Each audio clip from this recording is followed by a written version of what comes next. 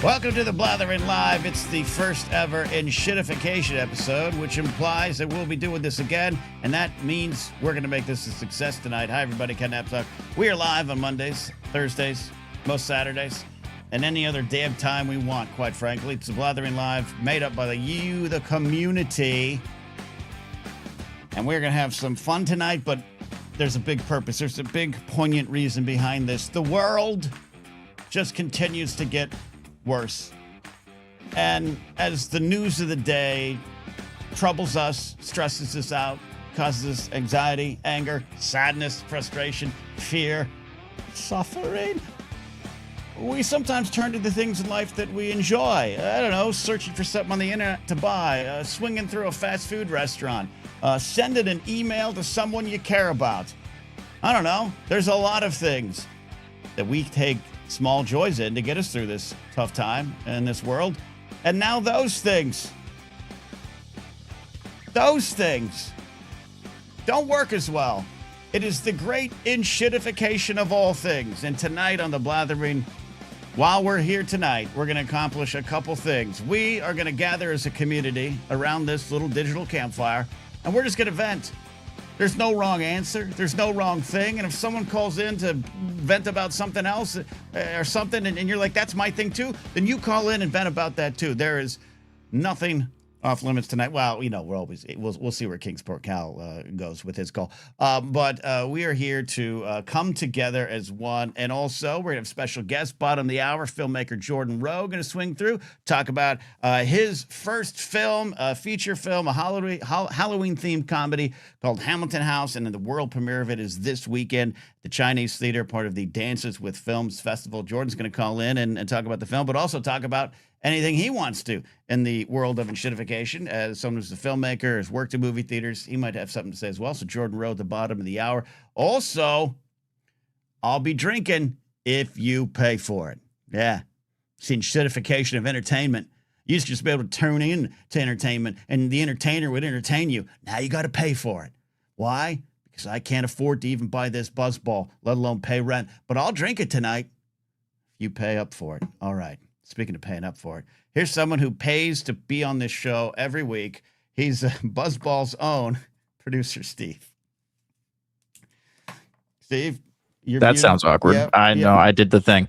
Yeah. I pay you. I don't think I pay. I guess I pay in my time and my sanity and my. You pay to play. Yeah. Okay. Anyone wondering about the rise of producer Steve from caller to power source? It's that. It's that. We have our regulars here tonight. I'm hoping some new folks calling tonight, and we're going to make that possible. Always, and I'll be resetting this throughout the show. Always, every episode, we take calls from our Patreon supporters at patreon.com/catnapzok or our YouTube channel members. You can sign up. We have often gifted memberships.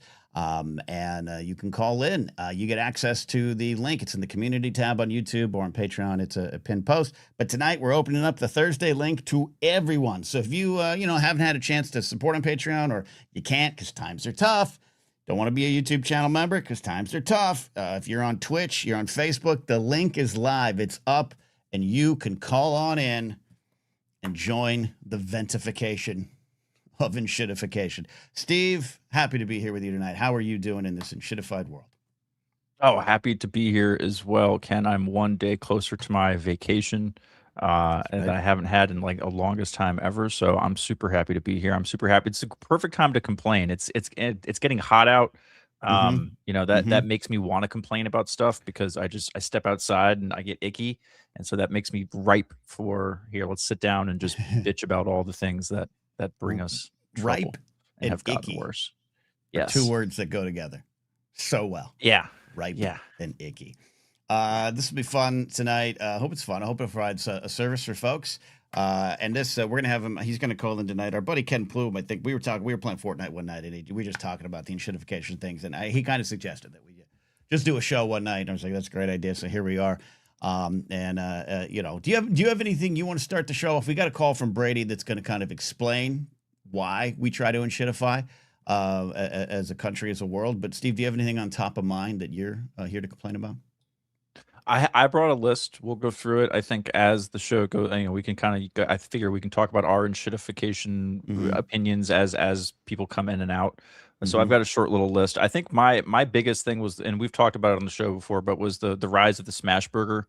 I think the smash burger is just is enshittified hamburgers, just like disguised in corporatism.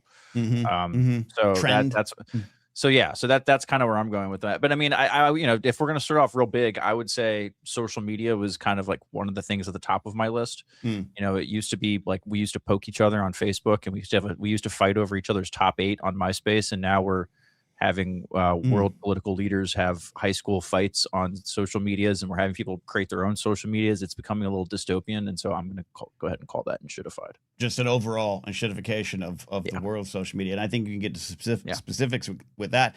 I was going to say, for me, I put it on the thumbnail, but Twitter, Yeah. formerly called Twitter, now X, and even before the Elon of it all, it had gone from kind of a fun little thing to an important thing, to a source of news, a source of voices getting out there, a source of promotion, a source of community. It was all the things. Was it always perfect? No, absolutely not. Did it always have a dark side? Absolutely. Was it always full of a lot of assholes and bots? Yeah, absolutely. But it somehow even got worse. It somehow even became less of a tool to connect with the world.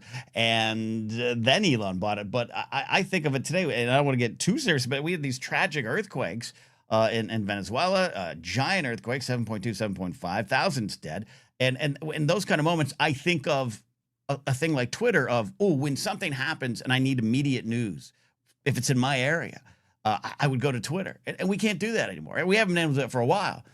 Sponsored ads, corporate takeovers of Twitters, and therefore this great thing, this like, wow, we have the internet and we can connect with the world instantly. There was one time there was like a man with an AR-15 running loose in North Hollywood in Studio City. And I was watching it on the news, but I couldn't get it was the middle of the day. It was very dangerous. And I remember going to Twitter to get the information because the news websites didn't have it. Twitter had the updates. Not that, and we don't have that anymore. And then you throw in Elon and his dumb kitchen sink joke on the first day, and whatever we are now.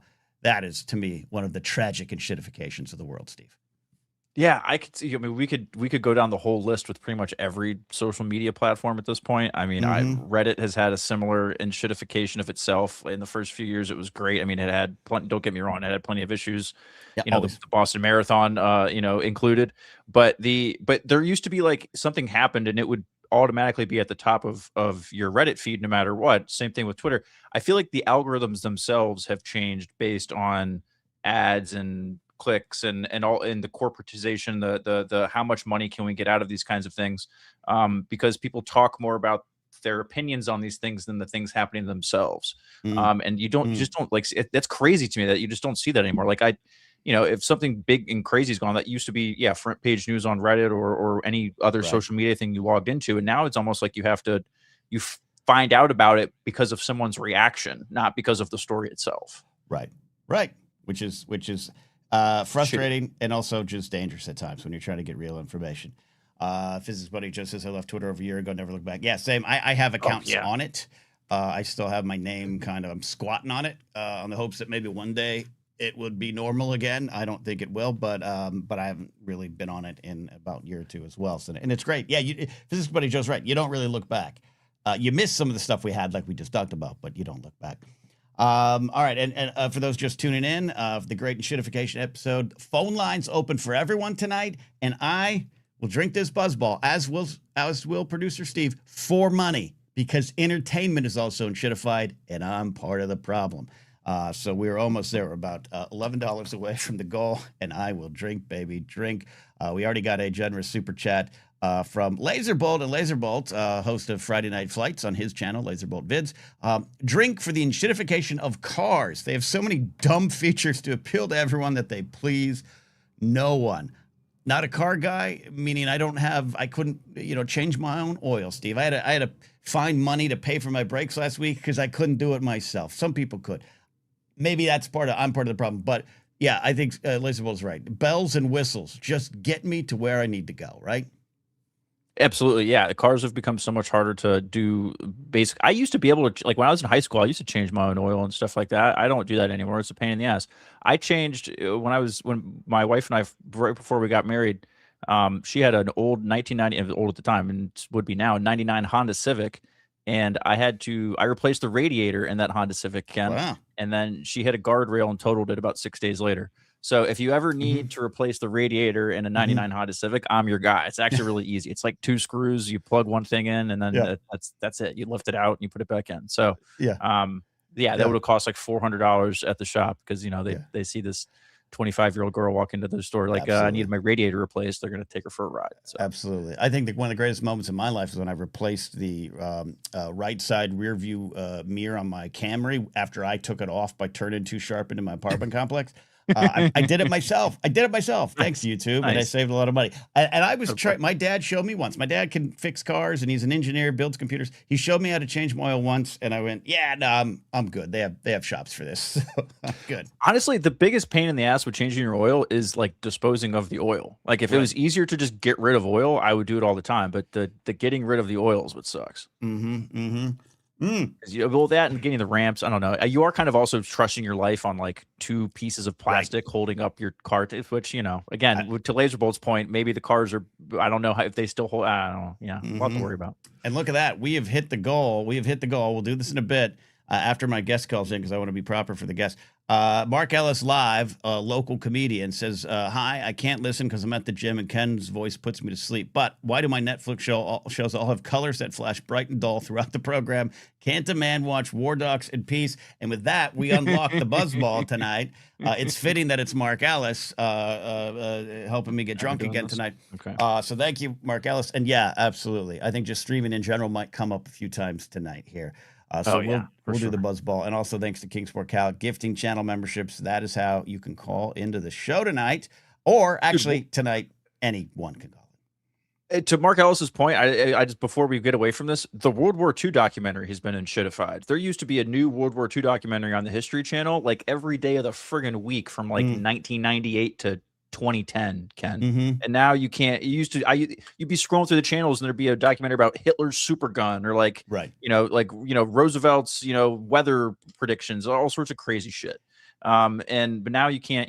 Now it's like you're lucky if you get odd Netflix documentary every 3 years. Yeah, and the history, the enshitification of the History Channel. And as someone who does enjoy a ghost program every now and then, I will say I do, but.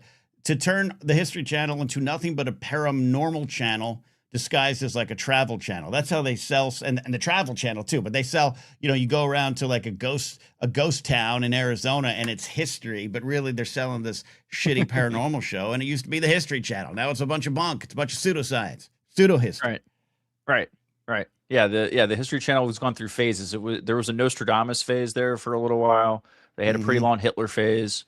And then they just went straight ancient aliens, and like the meme culture took off. And like, oh, the kids like the ancient aliens, and then they didn't realize like, no, we're not. We're laughing at you, not with you, and it's never recovered. Yeah, and we got Alan Smith. He says Steve is absolutely right. We need a new world war for people to make new documentaries about. I mean, that's not what I was getting at. There we go. All right, let's take Brady. Brady's our first call tonight, and the reason he is he's got a presentation.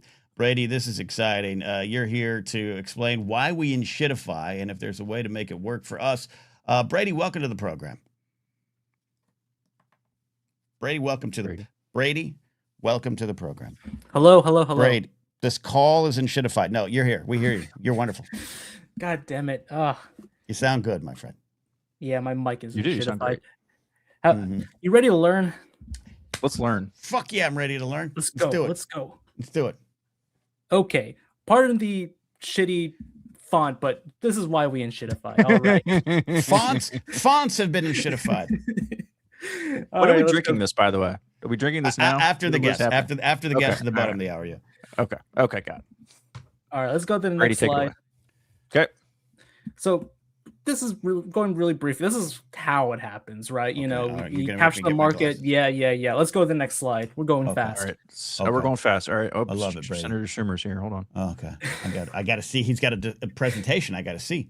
So you see, for the listeners out there, what we're displaying right now is a line that is going down. And what is this line? It is a tendency for profit rate to fall. It is a mouthful, but it is essentially meaning that since for the last 150 years of capitalism, our economic system, the profit rates for every company has tended to fall. There's fluctuations, of course, right? And we're going to explain that. Okay. But it's fallen. But why? Let's go to the next slide. What's why? Okay. Remember that meme? You know, everyone says, "Oh, we have this idea. 1, have an idea. 2, execute idea. 3, question marks. We don't know. 4, profit." Yeah. How do we get a profit? Yeah. What do you think? What do you think we get profits? Where does it come from? Cats on the internet. Cats on the internet. Steve, what do you think? The underpants that the underpants gnomes steal. The underpants. Well, I'm afraid to tell you. Next slide. Okay. You are wrong. It comes from labor, our work. If you think about it, all our society is built on human labor. There's this complicated equation, but it is essentially the total value you get plus the tools plus your labor, most importantly, plus your exploitation. By the way, it's capitalism. You get to your total value of things. And I put a quote: "Teamwork makes the dream work," because yes, we are built on labor. So next slide. Yeah, baby. Okay. I'm going to explain that little falling line. It is a rate, remember. You know what they say rate is a fraction. So your surplus value is your profit rate, right? That is divided by the money you put in. The constant capital, the machines, plus your labor. Okay, can we the little graphic you put next to surplus value is a smiley face with dollar signs for eyeballs. I think that's adorable. And he's vomiting green money. Is money. It is money. And let's go to the next slide. Okay. And so let's just for examples, let's say you, Ken, are an owner of a brewery, and Steve is an owner of a rival brewery. Ooh, you are competing, right? Ken's Brews versus Steve Suds. So let's say Ken discovers a way. Oh wait, I have this machine that can produce 10,000 more beers than a normal person, and he buys that machine for, let's say, I don't know, $1 million. The Wonkavator.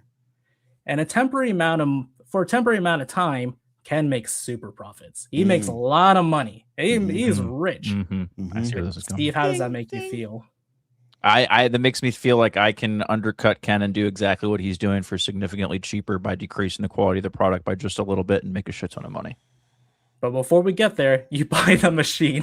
Oh, that too. And so you spend you both get the money, spend more money on machines. As you can see, how fraction works, right? You spend more money in the denominator. That rate, the amount of money the profit you get falls and falls and falls. Okay. And let's say there's another guy who's poor other brewer. Let's say Brady's Brewery. He's fell behind. And he goes out of business, and one of you buys him. Oh yeah, takeover, corporate takeover.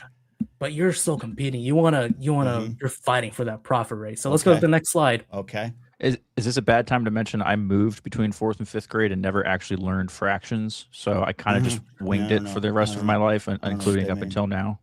The only fraction I know is 3 3/4 because of Star Wars figures. And so this keeps on happening, right? This cycle, right?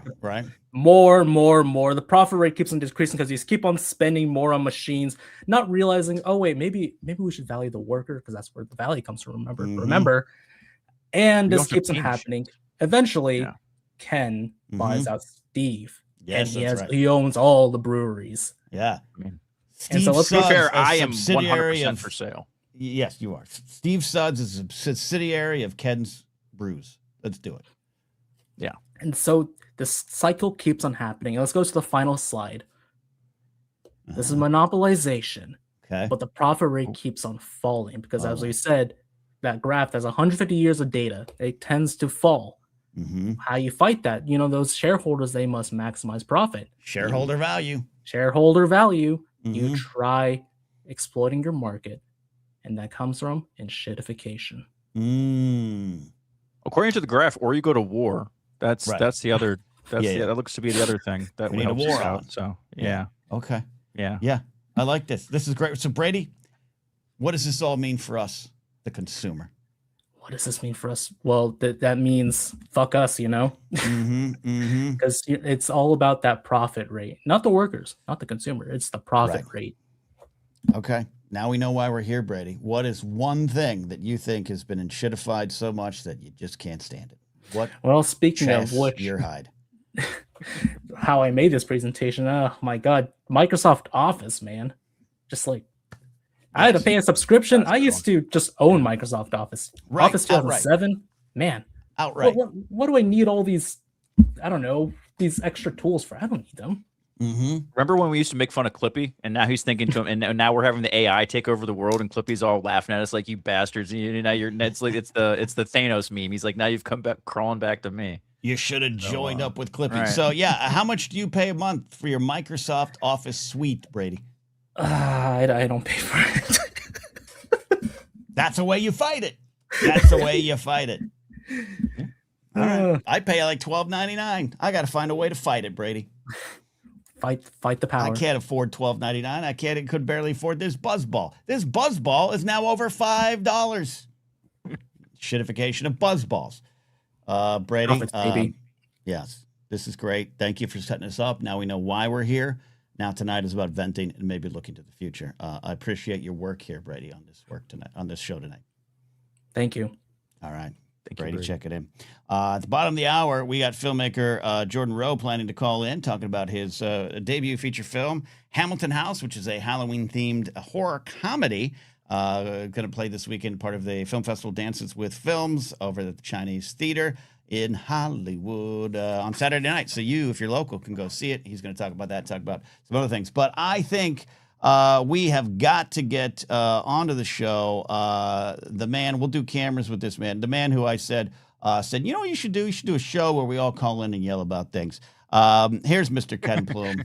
Sounds like you're blaming me. No, this is a rousing success, sir. I want to start off, and I don't want this to constantly seem like I'm taking issue with Steve at the start of every time we do this. You are. I haven't even said anything yet. You have. So I think one of the things we have to talk about that has been thoroughly enshittified is nuance in discourse. And I think we have to address your smash burger comment. The issue isn't smash burgers as a culinary item, because they do have a distinct taste. They are different. What is the issue with it is how they are marketed and priced. Right. And made to be something that is rare or valuable, and not a way of justifying an increased cost on what they are selling as a novelty. So it is a fine food item. They're anti-American. It should not be as expensive as it is and made into the novelty that it is to charge that expense. So you're not knocking the smash burger, you're knocking the system. You need, that's right. Exactly. We're not your anger on the right place. The smash burger is a product and a message carrier, and honestly, it is holding water for a shitty system, because Plume, I hadn't heard of a smash burger until like 2019. Okay, you hadn't heard of anything until you heard of it, right? But I was a fully grown, tax-paying, mortgage-paying adult at that point, and so like the fact that smash burgers weren't a thing there was because the price of beef has gone through the roof over the last 10 years, and so they decided, well, Chili's isn't going to start charging you less money for a hamburger. They're going to make it a smash burger, make a commercial about it, and then sell it to you for $12, just like they did the quarter-pound burger. On the history of it, I think you have that wrong, in that somebody did have an innovation. Smash people have been smashing burgers on grills to flatten them and create those crispy bits. As soon as spatulas were a thing that people were using on griddles to press down on a piece of meat, that thing has already existed. City. The fact is that this thing broke out of containment of this novelty thing, because there were areas around the country that this was just a thing that was on the menu. Oh, we serve a burger that we smash a little bit more. This has been a way then for those within those companies to go, oh, hey, we can latch onto this, which is this novelty that people are responding to, but also means that we get to sell or use less beef, but charge more because of this novelty and how we're going to sell it. So again, you're knocking the burger when you got to knock the system. I think if you get rid of the burger, you get rid of the system. Yeah, I think if you get rid of the burger, you're clear. You're in the clear. I've never had a smash burger in my life. I grew up seeing commercials of Ruby Tuesdays and seeing a big, thick, juicy ass burger on a bed of lettuce, and it was like, you have all American burger for like $7.99 with fries and a drink or whatever like that. You sit in a restaurant with your family, and now Chili's is trying to sell me a little tiny, thin piece of burger that's like, this is the hamburger that you should get because Steve, we're going to charge you $13. There is this option. Bullshit. Don't get that burger. You cannot get that burger. That's you're letting them win. You cannot you're letting them win. You're letting them win. You have to understand. There's no letting in a system that has already won. I'm sorry, Steve. You're letting them win by just this passiveness. So how exactly are you fighting back? Are you turning over the grill when you go into these restaurants? Are you smashing up the Yeah, no, what are you doing to fight this system, Steve? Besides complaining on an internet show with a half-formed view on how you're going to approach this issue. I'll tell you exactly how I'm fighting this system. I invested $300 in a Blackstone, and I make my own burgers, and they're delicious. Oh, Steve burgers. Okay. Steve's meat. Steve's meat. So tell me how you prepare your burger. I don't smash it into we're really off the edges, but I don't smash it into a tiny little the edges are all what a smash burger is. So describe the edge. Tell me how you make it. Delicious. I make it good. Can we get back to regular enshitification now? Okay, but what is this? I've never had a smash burger in my life. Never had a smash burger. A smash burger is an excuse for the meat industry to sell you a thinner hamburger, and they call it style and everything. Just like when they used to, you know how lobster used to be like, you know how lobster is like fancy now, and it was. Play with your buzz ball for a second, Steve. Play with your balls. Okay.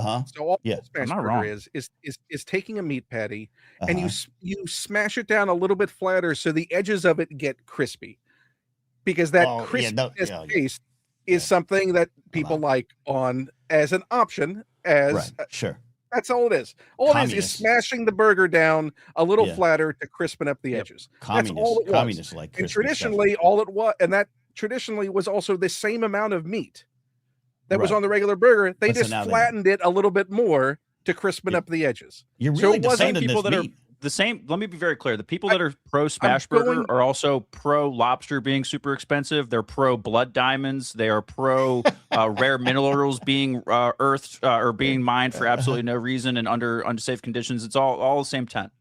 I think you need to drink your buzzball a little bit. Smash tent. The smash tent. Yeah, it's listen, man. Just saying. Been to those bars. And back to what the initial conversation was with Ken that we have on our late night therapy sessions as we're running around saving sprites. Well, my therapy is killing. My therapy is killing. Your therapy is ferrying these little backpack sprites to safety. I did over and over again. I got in a game that used to be about you running around shooting things. I got a fishy sprite out today. It was good over breakfast. You save sprites and you steal crowns. That's the two things that you're known for in Fortnite. Absolutely. And the conversation was basically, I believe it was back to StreamYard is what we were talking about as the thing that launched off. And the things that developed a stable product and got to that point of having a stable product and having to introduce features that no one asked for and slowly erode the features that already existed because they could not leave well enough alone in this belief that whatever they were doing was chasing some imaginary customer that might be sold on increasing their customer base because suddenly this was added or that was added, or they could say this and that was added, so now we're going to raise your price for the thing that we've added to it that nobody asked for. Right. That you didn't want. Yep. And yet the system is not working any better than it was. No. And I think the problem that the cognitive dissonance that we're dealing with when we're looking at enshitification within our lifetimes is that we saw an upward trajectory for a fair portion of our lives. Right. In this belief that you're going to buy one car and it's going to be the best car ever. It's going to be so engineered. You're going to buy one refrigerator. It's going to last for 50 years. And you're going to buy, all these things were going to be the future was all about, we've mastered this product. This product is the best it possibly can be. This food is great. The taste is great. You're getting the right portion size for the price. You're getting the best customer service you could possibly get. We're promising you that. That is our guarantee. Thanks for making my argument for me. Yeah.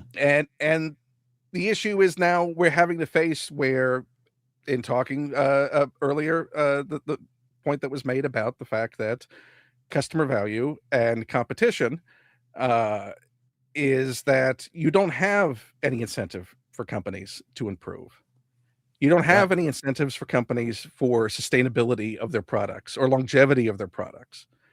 And so now we're looking at the active late stage capitalism of all of these things being driven into the ground and just being mined for everything they possibly can, because the wells have run dry traditionally of this unrealistic belief that you can forever mine value from something, or that you are always going to be in profit, that you're always going to, and you always have to report profit. And it's not about just, oh, you know what? We can just have a month where we're even. We didn't lose anything. We didn't gain anything, but we're sustaining. Nothing is allowed to be sustainable in the current environment that we're in. Including my internet service. And that was the thing that we're talking about. Nothing. Nothing we can turn to looks reliable. And that was the discussion that we had. And that's why Steve, we're here. I'm sorry about the smash burgers thing. I'm sorry that it is your obviously apology. something that is no, you're still wrong. And I think the wrongness comes from. I don't know what he's wrong about. What is he wrong about? The burgers. I think he was. The burgers suck. I'm saying he was wrong in his approach. He was wrong in his approach to what he was using as an example of. Yeah. In that again, it's the enshitification. It's the enshitification of discourse, and having a and actually pointing fingers in the right places and finding the root causes and taking the time to get to find out the root causes rather than the superficial burgers are flatter than they used to be and they're charging us more. Well, yeah, but they also suck as burgers. That's no. That's a true. You can put the stereotypical voice behind it if you want to, but that was a true statement. What you just said. No. That was that was. It is. That is a 100% factual statement. And again, we're going to the enshitification of discourse if you're presenting that as an absolute right now. The burgers are smaller and they're more expensive than they used to be because the prices of beef have gone up. That is a provable fact. I only like that it's Dodger Stadium. Again, I'm watching a game. We've gone back to.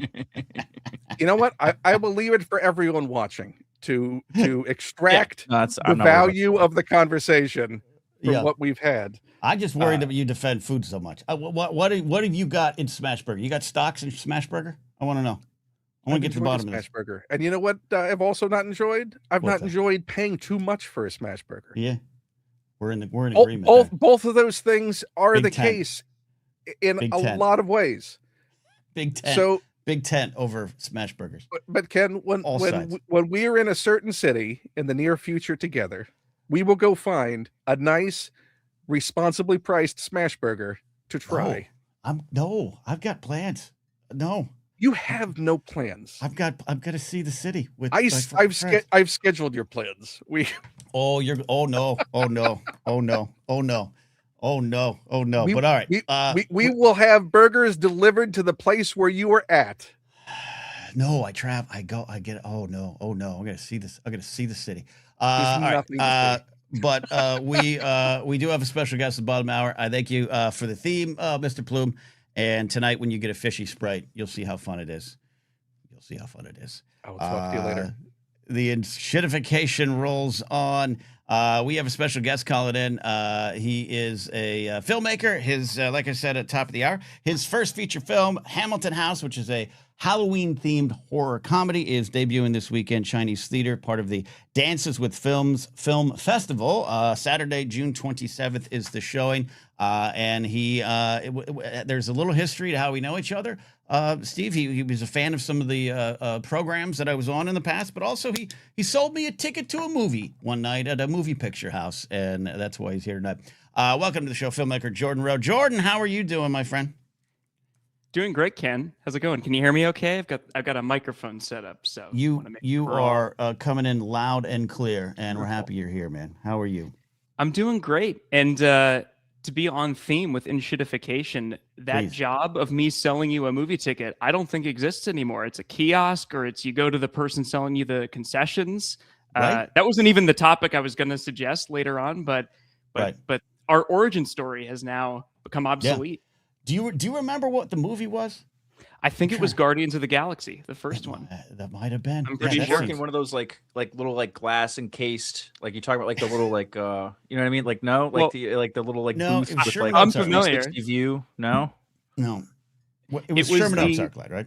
It was the Sherman Oaks ArcLight, which is now a Regal, so everything is wonderful. The ArcLight has not existed since COVID. The Cinerama Dome in Hollywood is still just sitting empty. So yeah, everything's great. But so it was like an open floor sort of thing. It was like a desk that you would walk up to, and Right. Ken, and you were with someone else too, I believe. It was you with someone else from the old show. The old guard.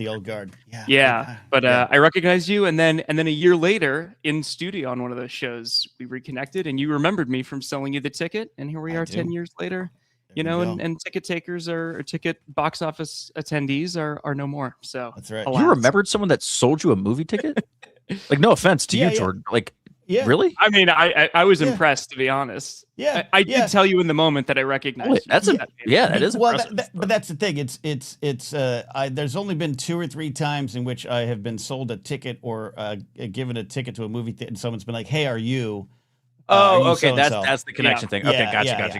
Okay, And that makes more sense. Because that makes I sense. didn't see a lot of movies at the Sherman Oaks ArcLight, which is a shame because now it is a Regal and half of it is like torn down and roped off, and it's just it's an enshittification of a good theater location. But so that's it. Basically, what I'm saying is if you play into my ego, Steve, I remember you.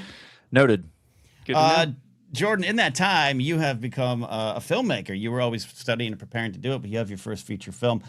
In a world that is full of enshittification, making your own art is a way to fight back. Tell us a little bit about the film and how you got to make it. Yeah. Thank you for that lovely setup. So I made this first feature. It's called Hamilton House. As you said before, it is a Halloween comedy, sort of in the coming of age mode, but has some kind of spooky flavor to it. I lived in New York for 11 years. I grew up in LA, lived in New York, now back in LA. And when I was there with, in the true, much in the way of, the Robert Rodriguez's, Kevin Smith's, me and a group of friends just rolled up our sleeves and scraped together a movie. And the plot for folks watching, it's about a group of actors who live together and turn their home into a haunted house to get the attention of a horror film director who moves into their neighborhood. So, like I said, it's got some Halloween kind of touches and spooky things, but ultimately it's about people right out of college kind of figuring out what they want to do with their lives. And there's some jokes in it too. So I saw the trailer and I have the access to the film. Haven't had a chance to watch it, I'm going to be honest, but I saw the trailer. It looks great, shot great. What are the biggest challenges of being an independent filmmaker trying to get your art out into the world now, which is also part of the enshittification process? Though there's more opportunities, more technology available to folks, I think there's an upside to the modern times, but there can also be a downside to getting art out there. Absolutely. I mean, it's a blessing and a curse, right? That the technology and everything is so democratized, but at the same time, it's so much more saturated. So you really have to make something strong and special to stand out.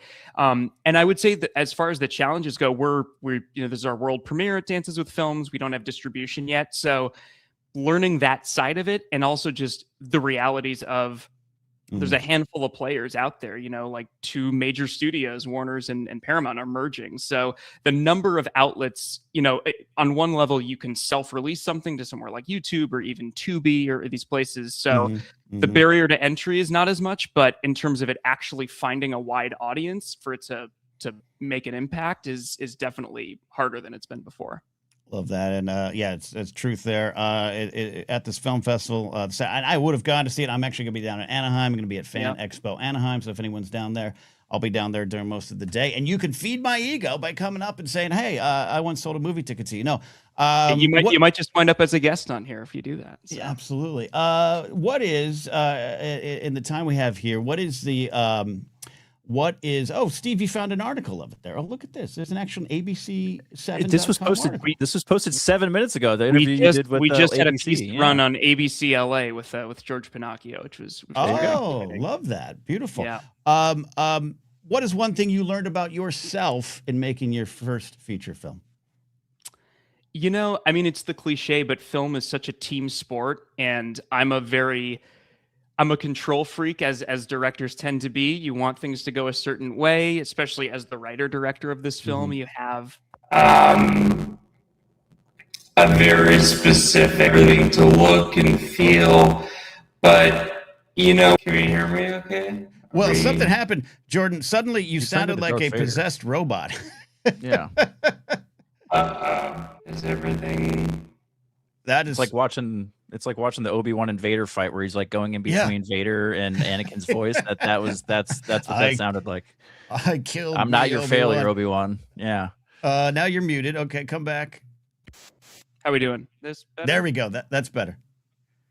Great. Enshitification is infiltrated the chat. So. That's right. But I got to tell you, it actually was impressive. I thought you pressed something on a soundboard. No, because you were sounding like Galacticus or something like that. That's amazing. Go. Anyway, start back to the beginning. What you learned about yourself making this film? Yeah, just that film is such a team sport, and as a director, you have a certain picture of the way things are going to go, but you rely on like a really core group of people to kind of help you through it, and also, with us making a movie so DIY and small budget, you really have to learn to just roll with the punches, and having that kind of core group of cinematographer, producers, actors, everyone, kind of willing to get in the trenches with you. That's been the best lesson, is just to really lean on those folks. So it's a great answer. Great answer. Yeah. I appreciate you calling in. We got some questions in the chat about where they can see the trailer. Is it available, or do I just have to share it with everyone privately? So the best place to check the movie, kind of updates and stuff, if you can't make so the screening is this weekend at Dances with Films at the Chinese on Saturday at 1 p.m. But if you can't make it, follow Hamilton House Film on all TikTok, Instagram, Facebook, and it's hamiltonhousefilm.com. So we have an email list where we'll post further screenings. So this is our first one. We're hoping to play festivals all over the country, and hopefully it comes to a theater near you. Jordan, I can't wait to see you continue to grow as a filmmaker, make more things, and getting the first one out is important. I can't wait. And by the way, if in future projects you need kind of like an old grumpy man, I am ready. Ken, it's in the brain for sure. Okay. I got you. Look, I told Robert Butler III that I'll be his Danny Aiello from now to the end of time, and I can be whatever that means for you over there. I love it. You got before you go, what's your enshitification thing? Yeah, I want to stay in the film going space. Are you familiar, Ken, with what has happened to Alamo Drafthouse? Is this the ordering food from your phones thing? Has that been covered yet tonight or no? No, please rant away about one of the weirdest, dumbest decisions ever. So I haven't been back to an Alamo Drafthouse since this happened. But for folks who don't know, Alamo Drafthouse was once a lovely establishment where they were kind of the first ordering meals into the theater thing, right? You have a menu under you have sort of like a love seat situation with a little light under your table. You can write down on a piece of paper. A server very respectfully during the movie will look at what you want to order, a burger or salad or whatever, and then it comes out. But now what's happened is so they were acquired by Sony about 3-4 years ago. Obviously a film company, but a tech company, which is notable. What you have to do now is they've done away with the physical pieces of paper. And another piece I should say is their whole policy is do not use your phone during the movie. There's a big PSA that plays before every movie. It's like part of the lore of the theater chain. But now what you have to do is, instead of writing on an old school piece of paper that's worked for as long as we've had paper, is you have to take out your phone and order an item from an app. And, allegedly a server will come out with that too. But the whole not using your phone thing during the movie is basically done away with, because if anyone were ordering something on their phone, or I should say, if anyone were texting or doing anything, someone going by could just quickly switch up the menu and be like, no, I'm going to order something. So it doesn't make a lot of sense to me, and it actively harms the theater going experience, which has already been quite troubled over these last, Yes. Post-COVID years. So Just the shitification of people. Yeah. Truly, yeah, and streaming services and all that good stuff. But Right. yeah, I it agree. just makes no sense to me, other than for the people, on Yeah. the board that, want to look at a spreadsheet. Shareholder and save some value. money. Less waiters Certainly. and more value. Yeah, and I'm physics buddy Joe in chat says, look, I generally endorse ordering on your phone, not in a movie theater. That and comedy clubs. This has been happening in comedy clubs where we also say, hey, don't pull out your phone, pay attention to the show, don't heckle, don't film or take photos, but hey, pull out your phone and talk amongst yourselves about what food you're going to order. Light up your phone, pull out your credit card. You got to light the credit card to get. It's absolutely insane just to save a buck. It's a nightmare. Jordan, It's a nightmare. Home run of a call. I really appreciate you Thank reaching you, sir. out. I really excited for you to start this journey. And we'll do it again, okay? Thank you. Awesome, Ken. Nice to All meet right. you. Thank you.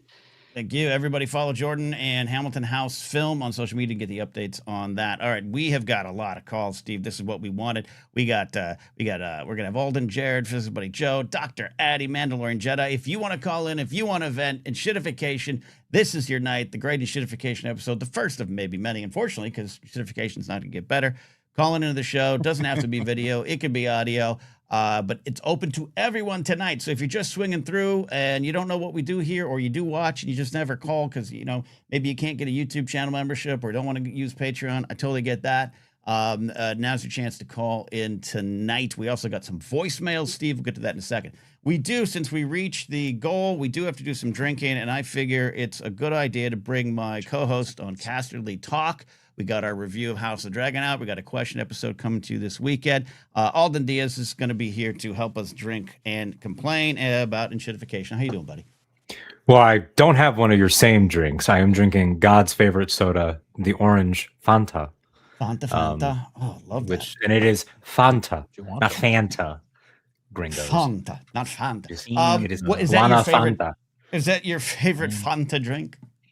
Orange soda is my favorite soda, period. So it could also be Really? a Sunkist. Yeah, I grew up a Sprite kid, like I think a lot of Okay. kids do. Same. And then sometime in like middle school, high school, I was like, actually, orange is the best. And I'll drink other ones. We also have grape in the house right now. We have cream in the Okay. house, but orange is superior. I know this has come up before on the show, and I know it's regional, so I learned that through the Blathering. But have you had a cactus cooler yet? I don't know what that is. Is that like an Wow, ecto okay. cooler for white people? Maybe a cactus cooler is what I've always called a breakfast soda, and it is, I think, mostly West Coast. It is a orange pineapple soda. It is spectacular. And the next time you're out here, or quite frankly, when you move here because of the enshitification of Florida, you're going to come out and I'll treat you to a 6-pack of Cactus Cooler. I think you'll love it. Whoa. And orange and pineapple is, I could get down with that. It's I delightful. feel it. I do feel that. It's a breakfast soda. Steve, Yeah. Steve, I just want to say something to Steve real quick. Yeah. I watched Helpless to join you in the fight against Plume, and what I can only assume is Big Burger bankrolling him at this point. I felt like I was What's I felt the like APAC at the end of Man Big of Burger? Steel, just watching a neck get snapped and not being able to do anything about it. It was I could not. But you're right. You're objectively right that what they've done to everything. I mean, if we're just talking about that, I sent Ken from my day job has vending machines in like on the side of the building, and I sent Ken a picture one time. You kind of remember this, where I said they're selling powder donuts as a 3-pack now. Right. Instead of as a 5-pack. That's a real thing, dude. I'll scroll back in the pictures and find it. But I get them at a 6-pack down at 7-Eleven. They're not bigger donuts, folks.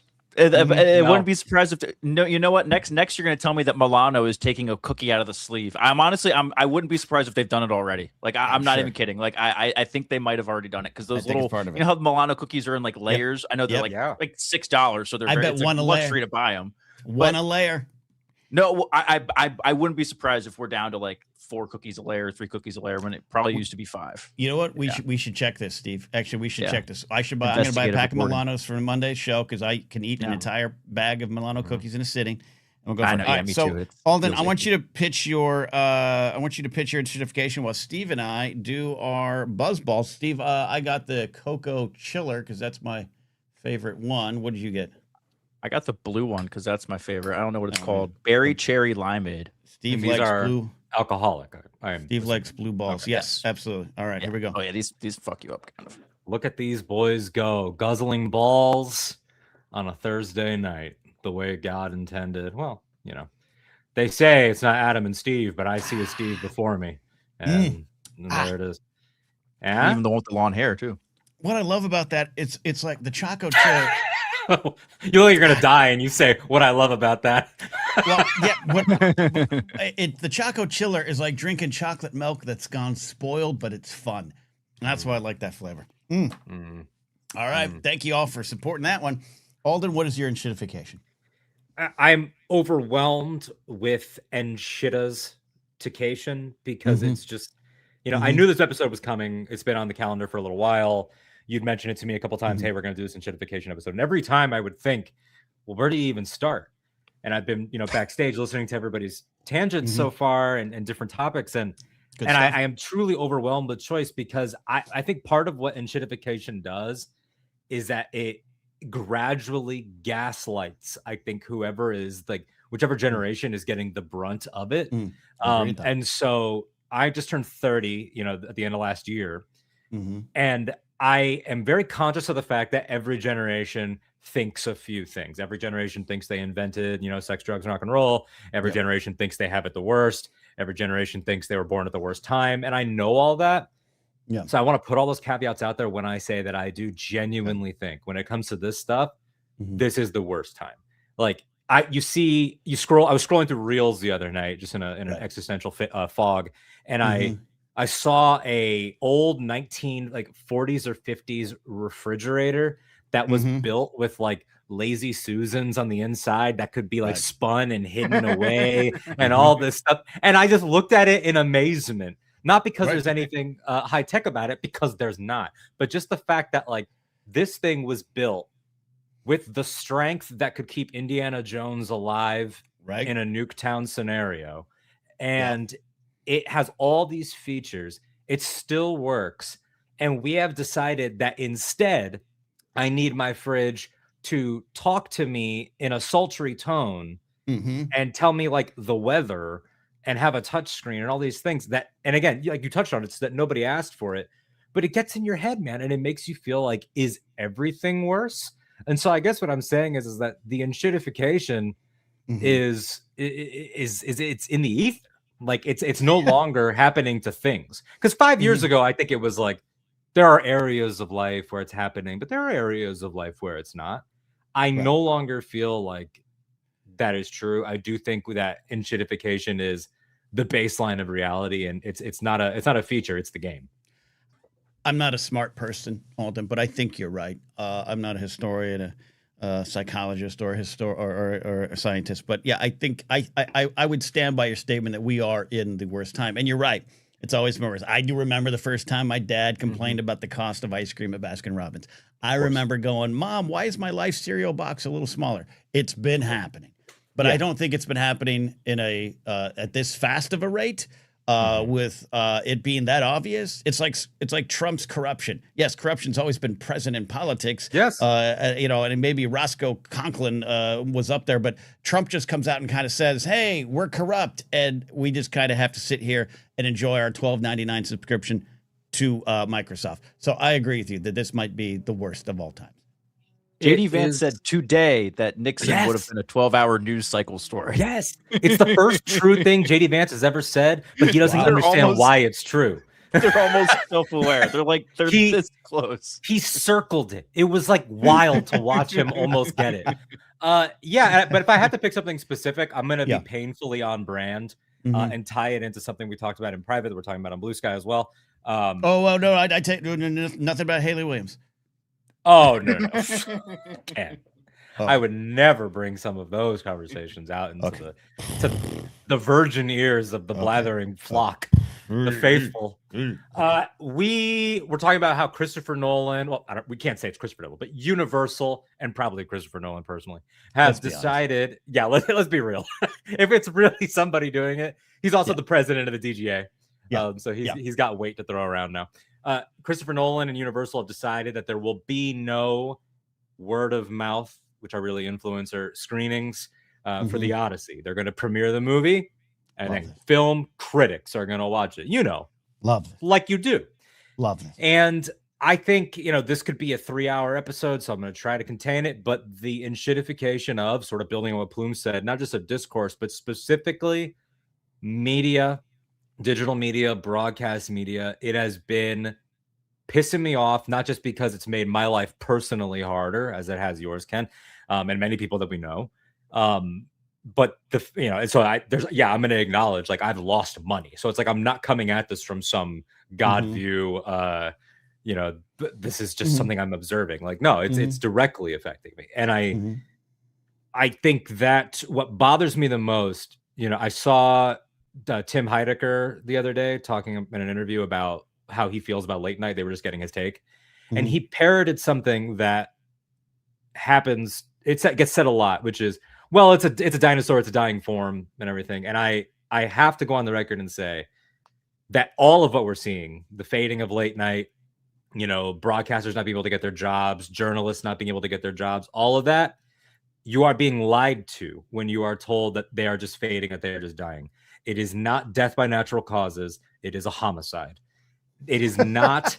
It is not like I'm tired of this notion of like, well, the Colbert and Fallon and Seth Meyers, like, they're all that. I don't care if you like them. I don't care if you think they're funny. I don't care what you think about their interview skills, because we could analyze each of them as an individual case, and the strengths and weaknesses are all over. Let's start with Jimmy Fallon. Well, the enshittification of the UFC. It is. Which Maddie can call in on that one. Maddie can call in on the enshittification of combat sports overall. You want to talk about 3 donuts in a pack? How about 5 matches on a card? Triple H. But it's at that point now where everybody falls in line, and that's why enshittification is allowed to continue, because they get told once by a defeatist, well, it's just dying, and then they go and tell 10 other people, well, it's just dying, so we should all accept it. It's like, it's not just dying. It's not just dying. CBS lied about the amount of money that the Late Show costs and made. They fucking lied. We all know they lied. We all know it was corrupt. They're killing it. And because we accept that, and then people go who have the few remaining jobs and go and print bullshit articles, if they're even printing, post bullshit articles that say things like the new late night. And it's like, some hack who can't talk without wings, some hack who can't talk in public, some hack who can't talk without 30 jump cuts. Like, it is, and they christen these things to manufacture consent. It is the exact same thing as how we have, like, the data center thing is happening quickly because they have a window before Peepaw realizes what happened. And they have to get that, they have to get it in real quick. Right. And we're seeing that with everything. The enshittification is about conning you into thinking that you don't deserve better and that it was always going to be this way anyway. And that is fucking bullshit. I'm sorry, I'm cursing a lot. I don't know if that affects we curse here, Chris. Yeah, we're good. I'm so unclear about what YouTube wants or thinks about language. Man, we don't really know either. It's fine. Yeah, I don't think anybody. It used to be like, what was it like? Don't curse in the first 6 minutes or something like that. That's still kind of there, and don't you dare speak out against genocide in Gaza, because then you too will. Well, don't ever probably don't ever. So that's my thing, man. It's like we've enshittified people's willingness to realize that they're being played. We should do an anytime special. By the way, anytime's not dead. It's just been enshittified. Okay, it's going to come back in another form. As a quick side note, the clarity of this conversation is in part because of the enshittification of Chrome helped demoralize us, and then we switched to Firefox, and now here I am. And now here you are with no problem. It'll be back. The enshittification of Chrome as a browser, which people will tell you, but whatever. But Now, this is the best case, because sometimes I get on your case for you should be doing walk and talks on your phone and posting them, and you don't want to. I still think you should, because I think this would be a great walk and talk.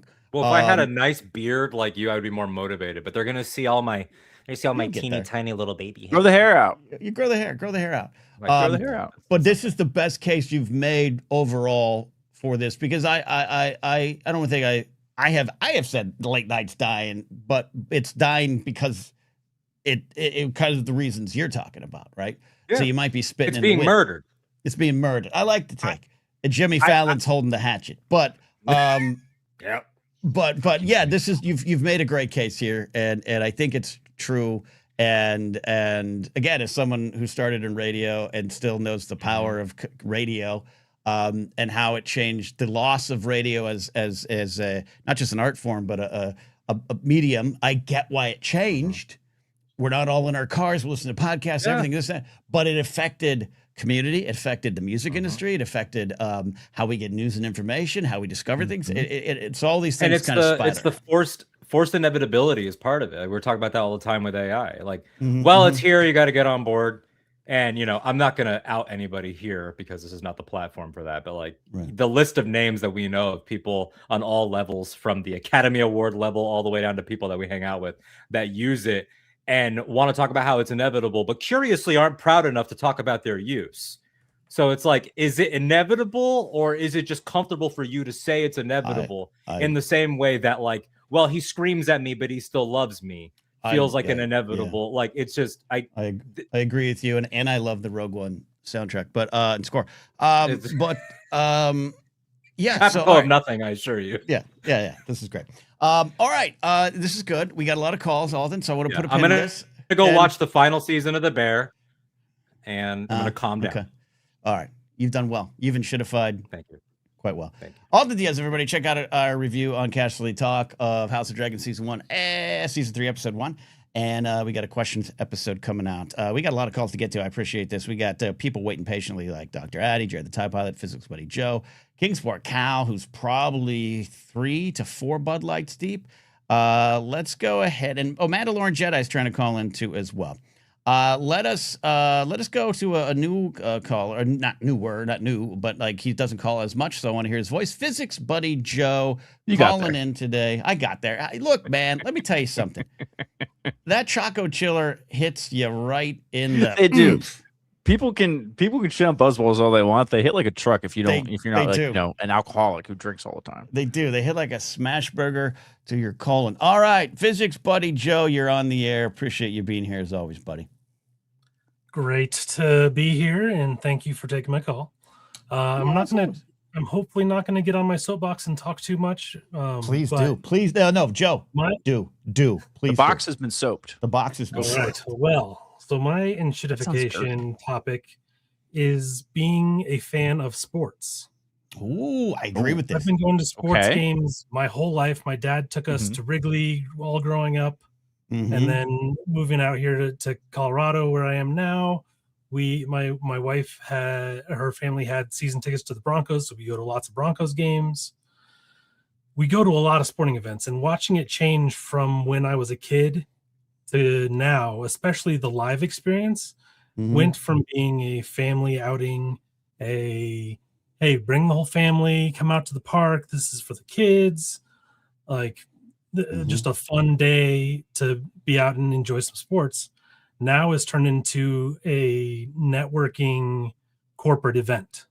My perfect example is a couple of years ago, we actually got to go to SoFi to watch the Broncos play the Chargers.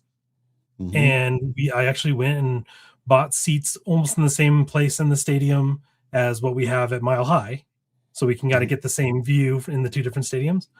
And we were so much farther away from the field at SoFi than we were at Mile High. And that is because that newer stadium has suites all along the bottom. So the real fans, that I quote unquote, the real fans don't start for like 20 yards from the field. Because you have to have space for all those suites and all those VIP areas down along the field. So then once you get up to any seat that a normal person can afford, then you're just so far back from the stadium, you might as well stay home and watch it on TV. And then you got to get the food, the parking. Yes, it's not just old man screaming at clouds. I agree. I keep going off on my trip to Dodger Stadium 3 weeks ago that I didn't have to pay for the tickets. It was gifted, and didn't have to pay for the parking. It was part of what we got as a gift, my friend and I and our other friends.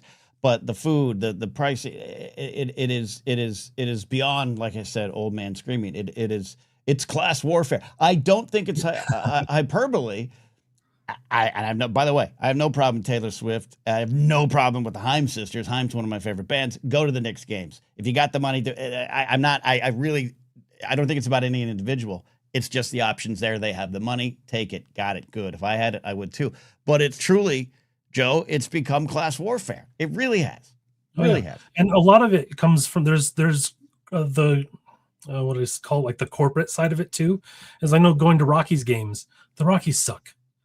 But they still fill that stadium all the time, and they use that as like a bragging thing. It's like, oh, I know we're a bad team, but hey, we still fill the stands, so we must be doing okay. But the reason why they fill the fans is so much of that stadium is bought up by companies who buy their season tickets and then just give their tickets away to their employees.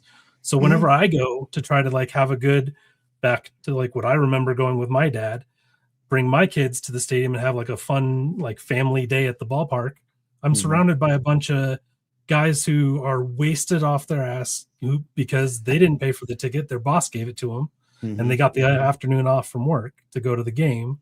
And none of them care about the game. So they're just talking and standing up in the middle of play and walking up and down the aisles. And I'm like, how am I supposed to sit here with my son and keep score at the game and pay attention to this game we actually came to watch when everyone else around us is networking or partying, you know? I agree. Steve, thoughts on this? You're a sports fan. Do you have a client? I have a lot of thoughts. My first question is, Joe, do you keep? Are you one of those guys that keeps score at the baseball game? You have like a notebook out, and you're sitting there. I love that so much. I even have a radio that I keep. Oh yes, the dude with the You're my favorite person. I've wanted to be that old man with the radio. Yes, that is amazing. My whole life. So that's amazing. I love that. See, that's. Ken, this is the 360, and this isn't against Alden at all, but this is like the 180 to what we were all talking about with Alden, with that everything is just getting bad and shitty. Yeah. Because people like Joe still exist, and people like Joe grew up in this shitty world and still decided to be, I'm going to keep score in the audience of the baseball game. That just proves to you, like, that's the little kid at the end of The Last Jedi holding the broom, Ken. Like, there's hope. We can resist. There is hope. Yes, there is hope out there. You know what I mean? So yes, there is. The last game we went to, we got to see the Cubs and the Rockies when they were here in Denver, and it was just me and my 10-year-old son, and we both sat there and we both kept score the whole game. So we have our 2 scorecards from that thing. Love that. Old drunk guy sitting in front of us turned around at one point and saw us. He goes, "Oh, I can never get my kid to keep score with me." I'm like, better dad than you. I haven't talked to my kid since 1979. Exactly. Went to see the Rangers in the old Arlington ballpark. Yeah, that's great. I beat him with a belt. I don't know why he doesn't talk to me. Why does he talk to me? Floyd Yeomans Floyd Bannister was pitching for the Rangers. Joe, this is great. This is a great call. We could talk more about it. I always talk about my pal June Lee and his YouTube channel. He has a great video, The High Cost of Being a Sports Fan. Because you're talking about the ballpark experience. Yeah. The process in which you can support or watch your team or favorite sports has gotten to the point where it's just impossible. It's too expensive, and even if you can afford it, it's hard to keep track of where the games are and how to watch them and all that stuff. Baseball's the cheap game to go to. Like that's the cheap one. That's supposed to be the cheap one. You know? Yeah. So I love it, Joe. This was a good soapbox, and I'm glad you slathered it. All right, sounds good. Thanks a lot, guys. All right, there we go. Everywhere. Yeah, Addie's on her way back in. You want to take Mandalorian Jedi? Let's make Jared the TIE Pilot wait. He's a rock star. Yeah. Him and Cal know how to wait. Yeah, it's a class warfare thing. All right, let's bring in Mandalorian Jedi. Call it to the show. I'm so glad you're here. So glad your internet's working. What do you want to rant about? Hello. Thank you very much for having me again. Hello. I want to talk about the enshittification of wine glasses. And I love this. Okay. And why educate me. We do not have stemmed wine glasses as much anymore. Tell me. I love a good stemmed wine glass. And can you see what mine says? Let me see. I drink and I know things. Okay. Perfect. Yeah. Perfect. A good Tyrion callback. Now you guys I got her. The enshittification of Mandalorian Jedi's internet they got continues. her. She's gone. She's gone.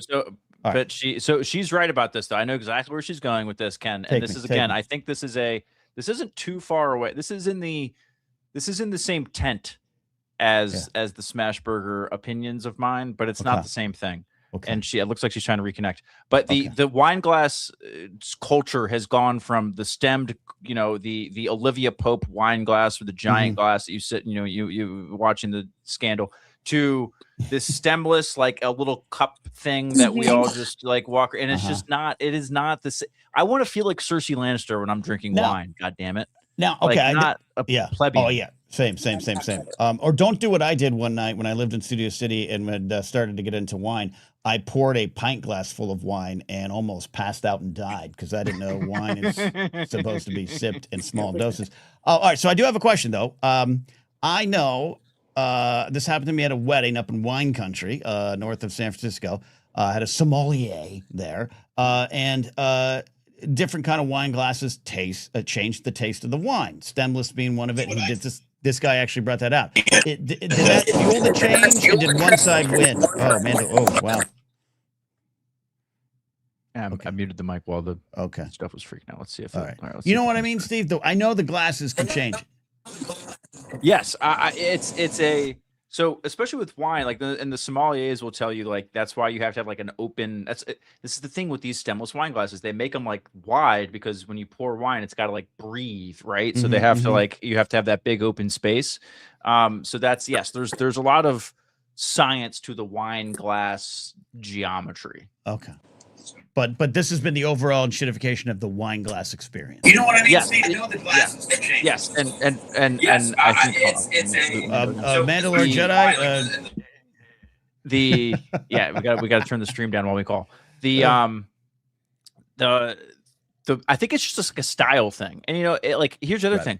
When you go to a good old wine festival, Ken, like when you go to like one of those like events where it's like they put up. You've never been to a wine festival where there's like one of those things like in a parking lot where they have a bunch of like tents up and it's like you go to this thing, you stand in line for 2 minutes, get a glass of wine, go to the next thing. No, Steve, those aren't my people. Okay, here's what you need to do. I drink buzz balls on the internet for money. Yeah, well, okay. Well, here's the thing. When I was in college, I took my puppy to one of those things, Ken, and I couldn't go 4 feet without, half a sorority stopping me to say, "Oh, can we pet your puppy? Oh, let's drink wine together." So okay, my advice is take a puppy to a wine festival. But the idea is like, so if you go to one of those and you don't have a stemmed wine glass, you can't wear like the little necklace thing that they gave you that is like so you can hold your wine glass in a necklace. You don't have to actually hold it. It's just it's like a feed bag for a horse. You know what I mean? You can't do that if you have a stemless wine glass. Yeah, I love it. Okay. Let's try one more time with the Mandalorian Jedi. Can you hear us? Oh, she's muted her mic. She has muted it. It's the enshittification of it is. It's enshittification. Right, we'll drop her out. Thank you, Mandalorian Jedi. By the way, I just realized I'm panicking. I didn't bring my phone into my studio. Whoo, that's a weird feeling. That's a weird feeling. But also too, a lot of you all obviously sit down at your desk setups and everything. Call in. Don't forget, StreamYard has an app, and I don't mean to sell you an app on an enshittification episode, but it does have an app, and you can call in through your phone if you get better service or internet through the phone there as well. Thanks for the call, Mando. They better give you a discount on next month's StreamYard. They better give me a discount because half this shit doesn't work. And 90% is, and Alden's right, 90% of the stuff they offer. And Plume was right up top too. This is talking about StreamYard started all this. 90% of the stuff they offer, I'm like, I don't need that. I need it to work. I need the show to work. All right. So we got a couple more calls. We're not done yet here. It's the great enshittification episode. No live show Saturday. I'll be at Anaheim Expo, Fan Expo down there. Taffeta Darling's hosting, moderating a bunch of panels this weekend. So I'm out there supporting. Awesome. But if you're there, go ahead and run into me and say hi. And who knows, maybe one day you'll make a feature film and be on the Blathering like Jordan Rowe. Let's go ahead and bring on Jared the Type. Jared was in here before I even sat down tonight. I had I logged into StreamYard and Jared was already here. Yeah. He was just sitting there. Jared, what do you want to rant about? I got a cot set up in the corner. It's great. I got a mini fridge. Come on. It's the best. I'm always here for you. It's the best. At least it's a cot, not a cuck chair. All right. Well, I didn't say I didn't have one of those. So that's how it is in that family. All right, Jared. What do you got? First, I have to agree with Joe's rant on sports. That's just, as he's talking about his baseball stadiums and whatnot. I remember I used to be able to go see the Sox in Fenway for $10. And when the prices of the seats got a little bit more, you could find a scalper, $20 standing room ticket, find an empty seat, you're good to go. Yeah. And I understand things are going to get a little more expensive. That's the way life works. It's just it's too far down the line, right? Oh, yeah. Like it's and that also, you know, the wage gap, all those things, all that stuff. But yeah, it's the experience is different, and I can't say I fully hate it, but like even going back to Dodger Stadium, the amount of things they've added has turned it into an event to go, which I don't mind. I don't mind that there's a lot of things for families to do. There's a lot of things like you don't have to just go sit in your seat and go to a bar. I actually don't mind all that. But I think that changed the focus as well a little bit too, and maybe help raise the price. But it's a longer conversation. But Jared, how is hockey still on the cheaper side of things? I can't go to hockey games anymore. Really? I'll put it that way. A Bruins ticket is running you like $350. No way. I think the only somewhat affordable sport in terms of like these kind of team sports is the WNBA. And I hope it gets more expensive so the players can get more money. But I'm trying to get out there to watch the Spark so I can see if Kelsey Plum will date Mark Ellis. But I'll probably get asked to leave at that point. But we're losing just the sports to go enjoy. Just have a sign up with your phone number, Ken. I was going to say on that same track, the PWHL, the newer pro women's hockey, they, for one thing, they stream all their games live on their YouTube channel. So you can better than the NHL. It's great hockey. It's better than the NHL. Yeah, I'm not a hockey guy. Yeah, but to go see them is much cheaper. Kind of, you know, similar in vein of like a WNBA game where. Well, and again, I wish it wasn't the case. I wish I wish the sports were bigger, and I wish the women were making the money they deserve. To be clear, but in the meantime, if it's a true sports experience, I think more of us should take it up and head on out. So that's my goal, to see the Sparks play this season. So. All right, Jared. Is that what are you specifically complaining about? Sorry.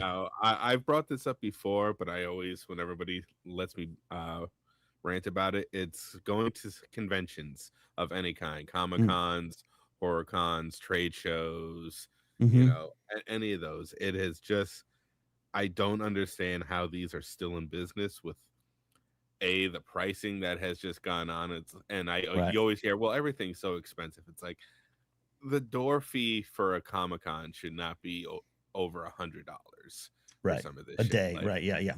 It's just, you know, I agree with that.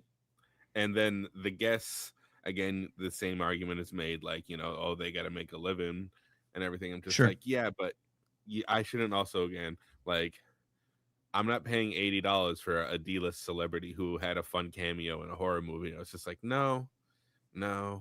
We're good like that. And then all the vendors, it's the same 3 vendors just copied and paste as you walk down a vending hall.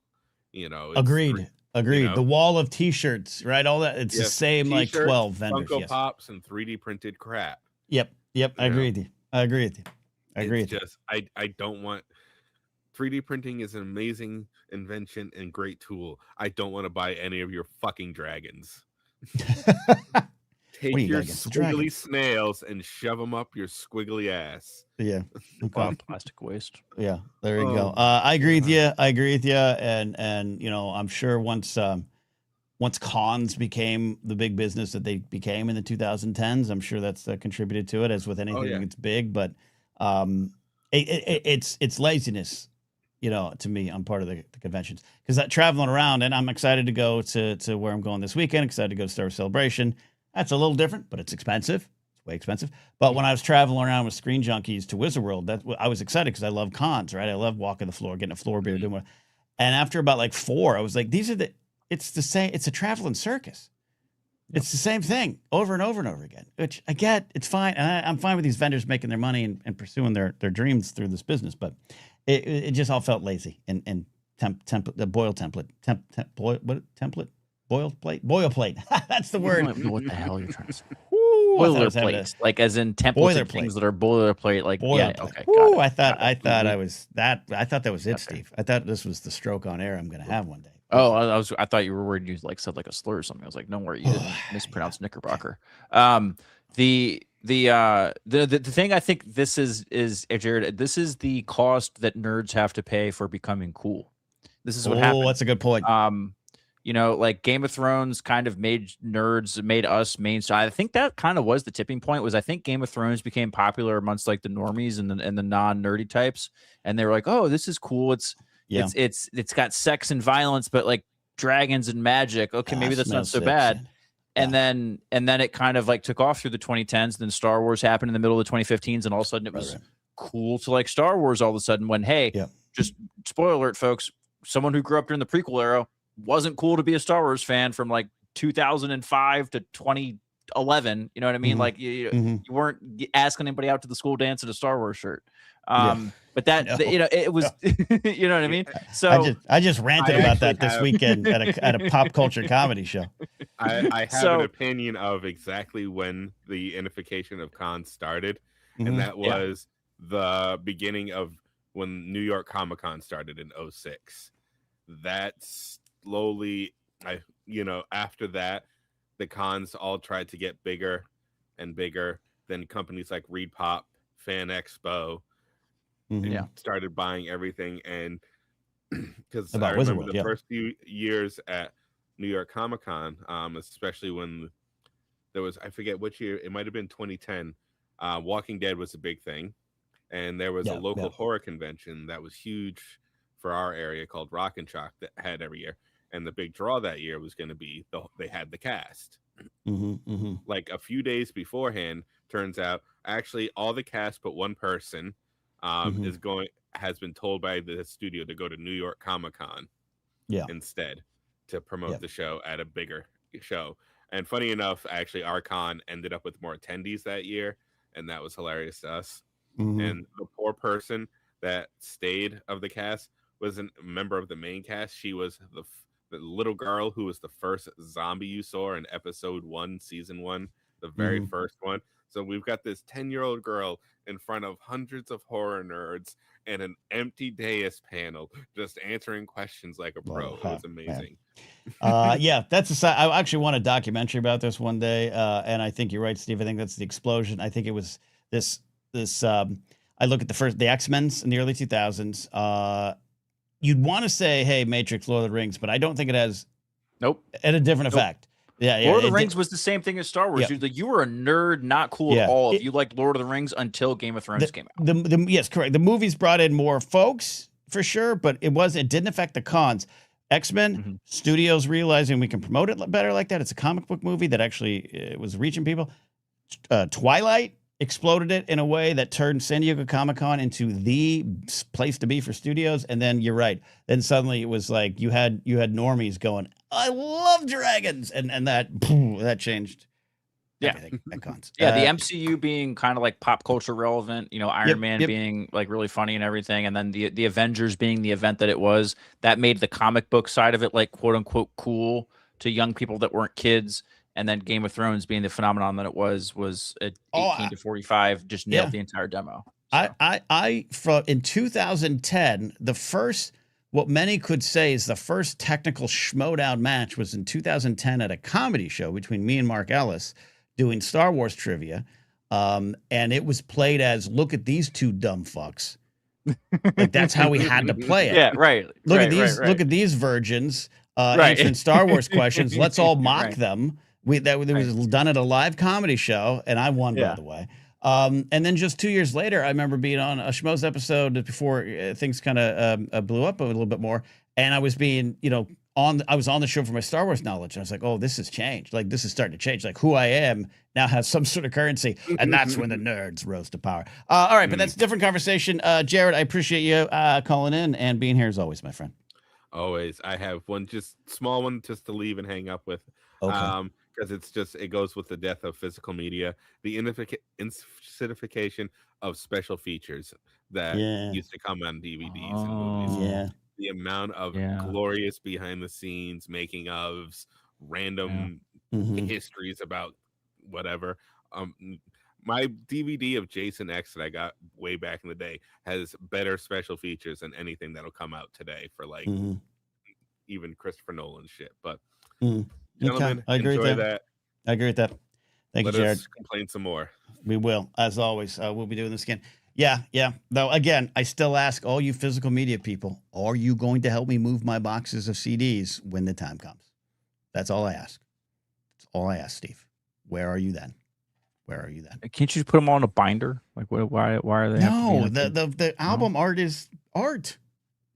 What are you doing? No. Okay. What's the deal? Man, I okay. don't know.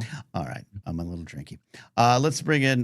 We got Dr. Addy. We got Cal. We got Ethan. We do have some voice. We have. Do we have some voicemail box message? We have a voicemail from Ethan that's ENSHITIFICATION related. We have a voicemail from James Holmes, which I want to play just because we love James Holmes and his voice makes me happy. But Ethan's here in the green room, so I don't know if I don't know if that supersedes his voicemail. All right, you tell us, but let's while he answers that, we'll listen to James and then we'll bring in Dr. Addy. How about that? All right, let's listen to James first, our Scottish friend across the pond. All right, here we go. It's loading. The anticipation is killing me too. Don't worry. Love it. Here we go. Hello there. Ken and Steve versus Frankenstein's monster in a sumo ring. Frankenstein's monster is dressed smart casual. Ken and Steve in their mawashis. Mawashis. The sumo trunks. But you get to stick one weapon down your trunks before the battle starts. No projectile weapons, though. Okay. Who wins? All right. We'll take a break from the ENSHITIFICATION to answer this. So you and I are fighting Frankenstein's monster, who is business casual. He's dressed casual, so he's got a. He's in business cash. We are in the sumo thongs. We are fighting Frankenstein's monster within a sumo ring. Okay. So I'm guessing sumo rules. So our goal here is we got to get Frankenstein's monster out of the ring. Push him out.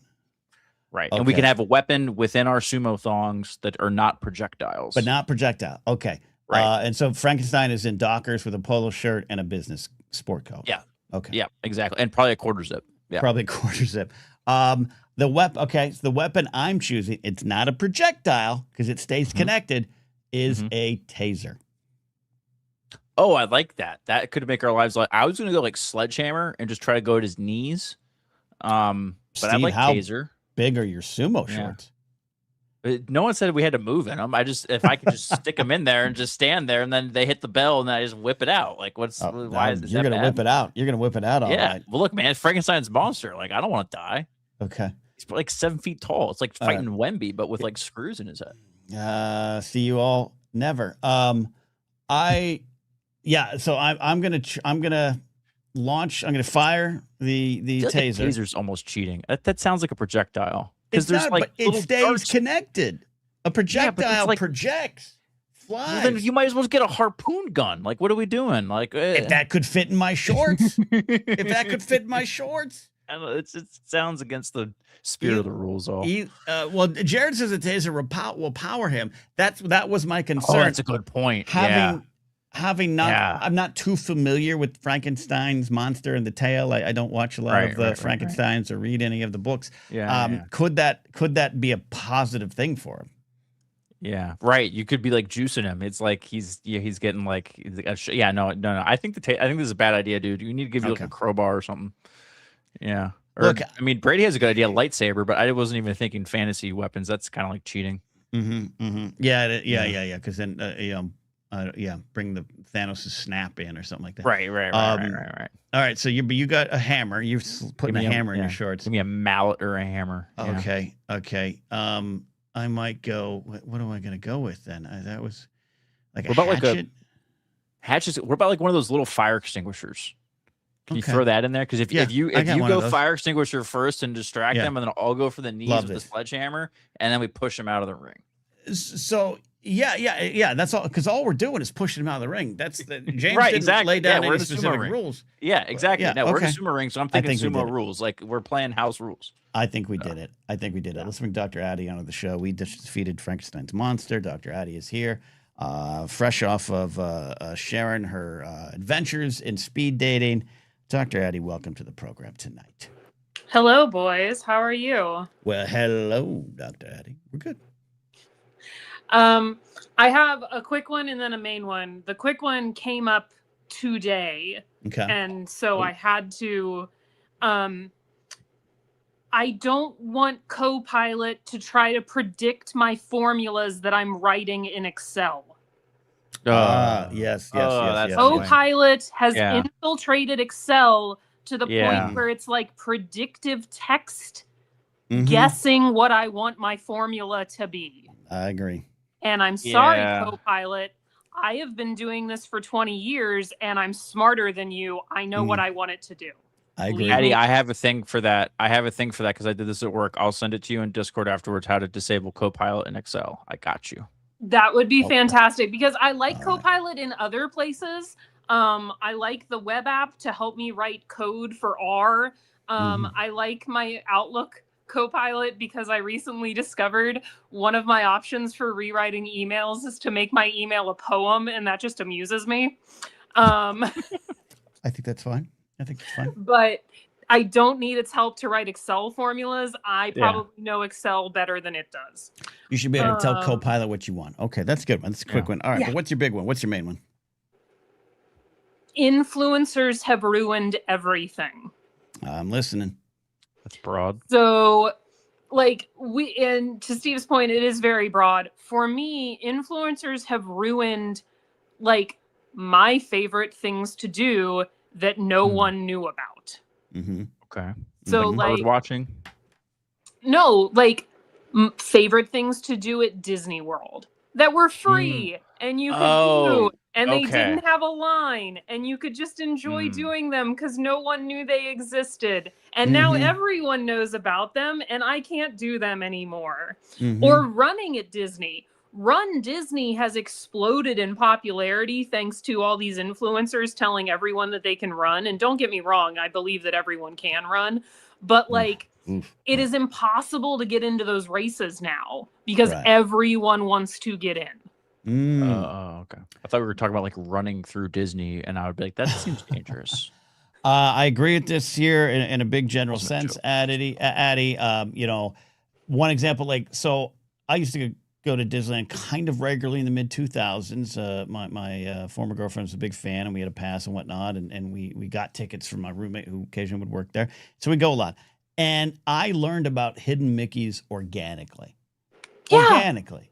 Yeah. And it was so fun to be like, wait, what? There's hidden Mickeys all throughout the park, and now it's a TikTok. Yeah.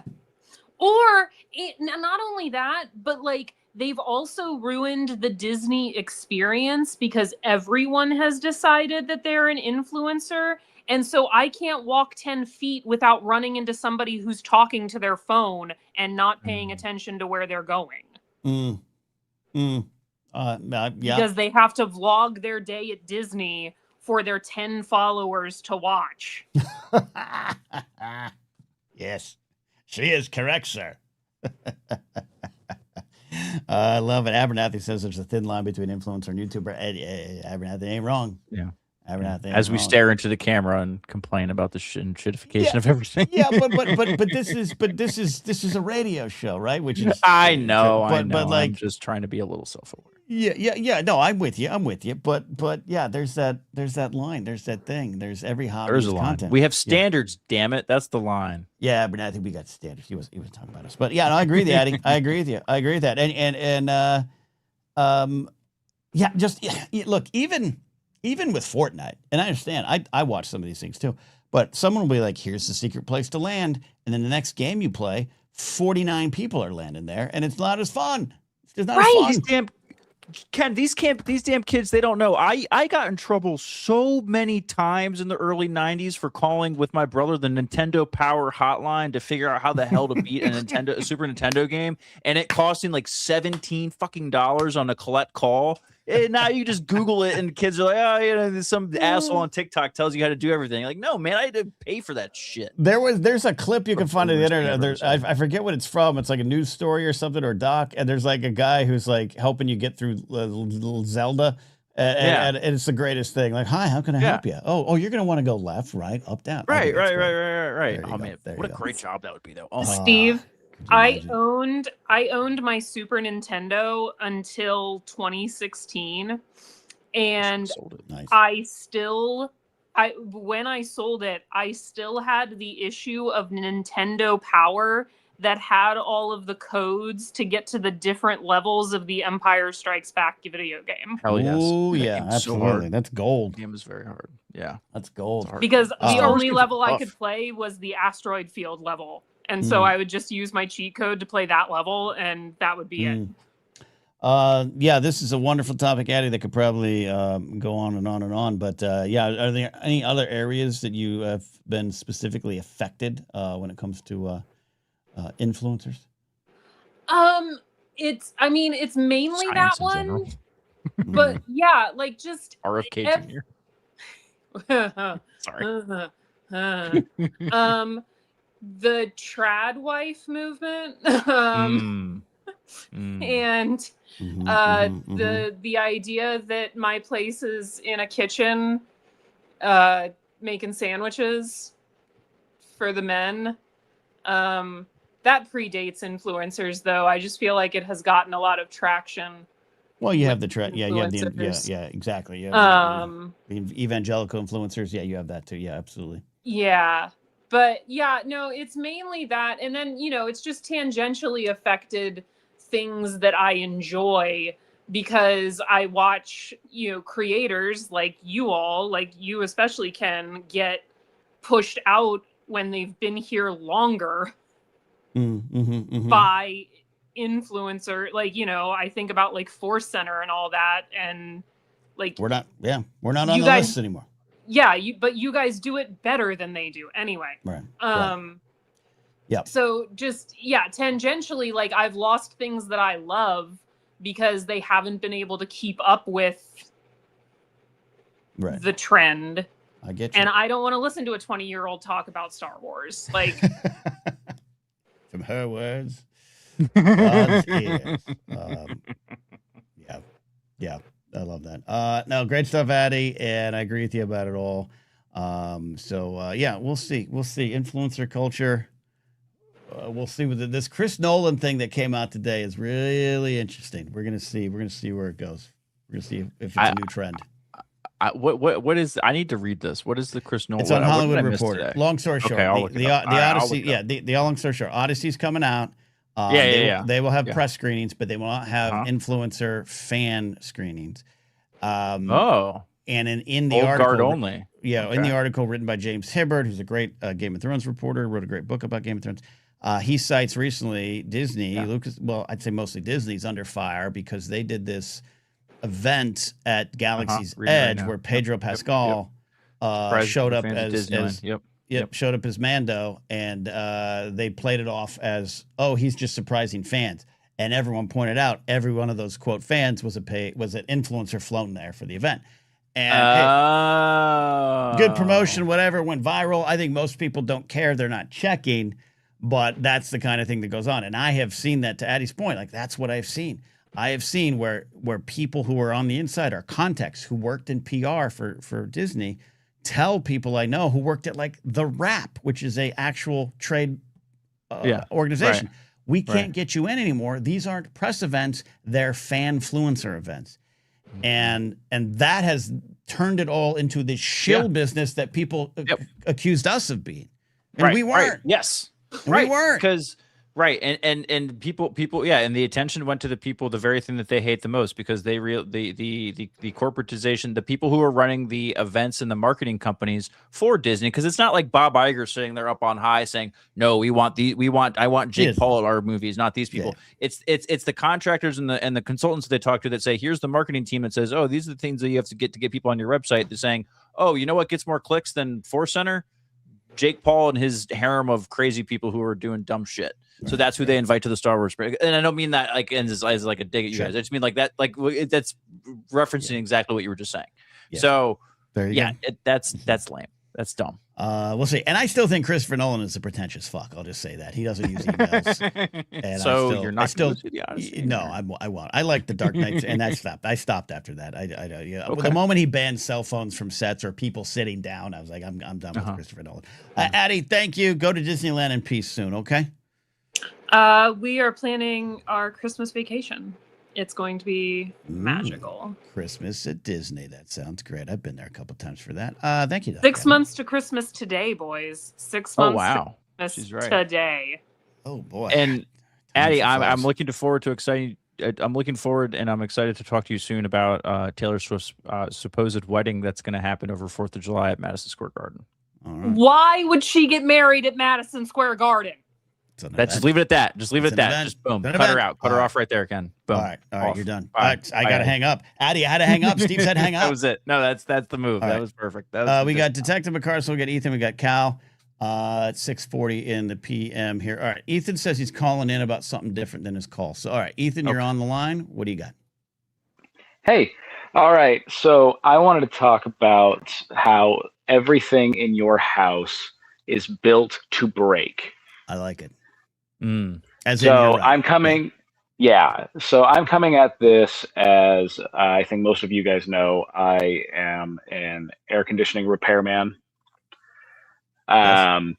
And so, like, for instance, like pretty much every single part in that air conditioner that has been built within the last 20, 25-ish years or so is built to break, like, pretty much just after the warranty ends. Right. The materials they use are worse than they used to be. And all of this is kind of exemplified in the fact that, like, when I used to live in Arizona, there was a house that I went to at the beginning of spring and fall for their maintenance. This guy had a unit on his roof that was built in like the 1970s, and it was still running. Still going. Most of the parts still original, but I would be changing out fan motors, compressors, everything on units that were just over 10 years old in other places. It was the old Maytag repairman commercials, right? The old Maytag, you know, he's so bored he has nothing to do because they never break. Exactly. Nothing stops a train except everything. Well, Ethan, I absolutely think you're right, and you're being honest in your business, right? Like this is you're seeing it from the inside. Yeah, and I'm not gonna lie, like it keeps me going, but it sucks. Like, you know, it hits all of us. Like it hits all of us in different ways. Like that's just with the AC. I mean, your water heater, your refrigerator, your dishwasher, like all of it. Like indeed. I just ordered a part for my refrigerator that is probably about 8-ish years old to replace something on it. And Alden was talking about the really cool, 1950s refrigerator. I wish I had that. Right, but you have to have a refrigerator connected to the internet now, right? You know what? I think I would rather have that than something that broke on me. I'm 98% sure, Ken, my refrigerator can play Skyrim. By itself? Well, everything can play Skyrim. Sure. That's not even a flex. But your 1950s housewife amazing refrigerator couldn't play Skyrim, but mine can now, and that's why they sell it for $2,000. Yeah, exactly. All right, Ethan, this is a great one. Well, if we have time, we'll play your audio call. And appreciate you shedding a light on the industry. Yeah, no problem. You guys have a great rest of your night. Thank you, Ethan, calling in there. We got a guy. Ethan's going to fall out of a window by Big AC tomorrow morning. Yeah, Big AC is going to come after him. Detective McCarthy. The carrier's going to come in after Ethan. James Holmes did send a super chat earlier in the show. Says ASMR is worse. Only the sports car doctor holds up. I agree with that. Ayo. Mr. McClunky says MTV. I want my music videos. Not anymore. Yeah, that changed a long time ago. It changed again. The music industry. Ethan saying. Ethan also added this one in chat. Indeed, as it shitified job search. You can't even talk to a person anymore. Correct. And now the big thing that I'm up against is ghost jobs. This thing of companies post fake job openings to make it look like they're growing to their shareholders. And it's just a nothing job. And here I am out with many folks that I know applying for these jobs over and over. I just reapplied for a job at iHeartMedia that had been posted before because it's just a ghost job. That's an absolute great point there. Ingevia says, we used to pay for no ads on Spotify, not anymore in podcasts. And then they effing up the volume on them, hated extra characters to complete 150. I agree with that. Jared, the type pilot, also added that Castley Talk is a goat and used a super chat to say that, and I appreciate that. Alan Smithy saying, out of all these certifications, takes the combination overall. Humans bring the meteor. Humans are the enshittification. That might be He's not wrong. true as well. All right, let's take a call from Detective McCarcel. It's been a while since we've heard of him because he's off working and going to school and doing all this shit to better his life. All right, Detective, what do you got? I'm actually going to be kind of bouncing around between a few points, or at least mine's been kind of touched on, but ads have just gotten worse. Ads, okay. Commercials used to, at least, if they weren't clever, they were at least kind of entertaining. They were they could be classic. They could be classic. At least they could be They at least fun. tried. The honeycombs monster thing from the early 2000s was unhinged. Some of the young people here, Steve, come on, you've definitely seen that. I know what you're talking about. Yep, I know what you're Those talking about. commercials were unhinged nonsense, but it didn't make me want to eat that cereal more, but at least it was a funny bit in between cartoons. Right. Yep. Nowadays, Same thing with the every Tricks ad, Bunny. Yeah, same thing. Yeah. every ad that I get now is just some shitty, I don't even know if they're actual influencers, but it's just some sort of influencer thing of like, get ready with me, Experian edition. Or why am I, a 33-year-old man, getting ads for hers? I get ads for his too. But I get ads for hers as well. A little blue chew action. What are you searching for? The commercials for the kids are still good. And I've realized this being a dad and watching some child entertainment stuff. The kids' commercials actually aren't that much different from what we grew up with. It's still kids and super soakers and run across the field and it's so much fun, blah, blah, blah. And then go online, ask your parents, blah, blah, blah. Or call this number and order a super soaker. But like, and that's almost is more nefarious to me, McCarcel, like, and getting at like what you're saying, like, because like they kind of know what they're dishing out to us because we kind of have been groomed to all this kind of stuff and we know what we're buying or what we're getting sold to. But like the fact that the advertising stuff for the kids hasn't changed just means like, they know what they're doing works, and like it means little Timmy goes up to mommy and says, "We got to go buy a super soaker." So you know, it's clearly doing something. I agree. Yeah, no, look, commercials obviously from a lot of eras, every era, like you're talking about, but in the 80s, I think that was half of pop culture that we talk about on nostalgia shows or have memories of. You know, you know, where's the beef? All that stuff, my buddy, my buddy, yeah, all that stuff we remember. But also, it's affected. The work rate of actors and directors and crew people. Like that used to be a large part of our industry out here too. And you could get good money. You could make a living off of it. It's gone. It's done. I get no one wants to see ads. We all want to pay to get it past them. I get that too. But they just the quality has gone down. It drives me crazy. And I try to skip them as soon as possible. You have the AI ads on YouTube. You know, that's either the big voice, but now you have actually like fake humans being like, how old is your dad? He is 50. Does he need to have abs? Yes, my dad would like to have abs. And you're just like, what are we watching? What's happening?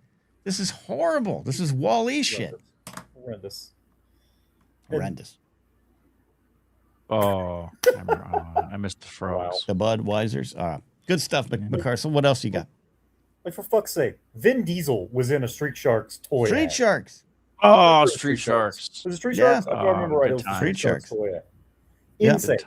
Nowadays, you're not going to get that. You're not going to get that anymore. And I yearn for the days to see a bumbling middle-aged man caught up in the blinds in some shitty infomercial ad selling something stupid because at least there's a little bit of entertainment value there.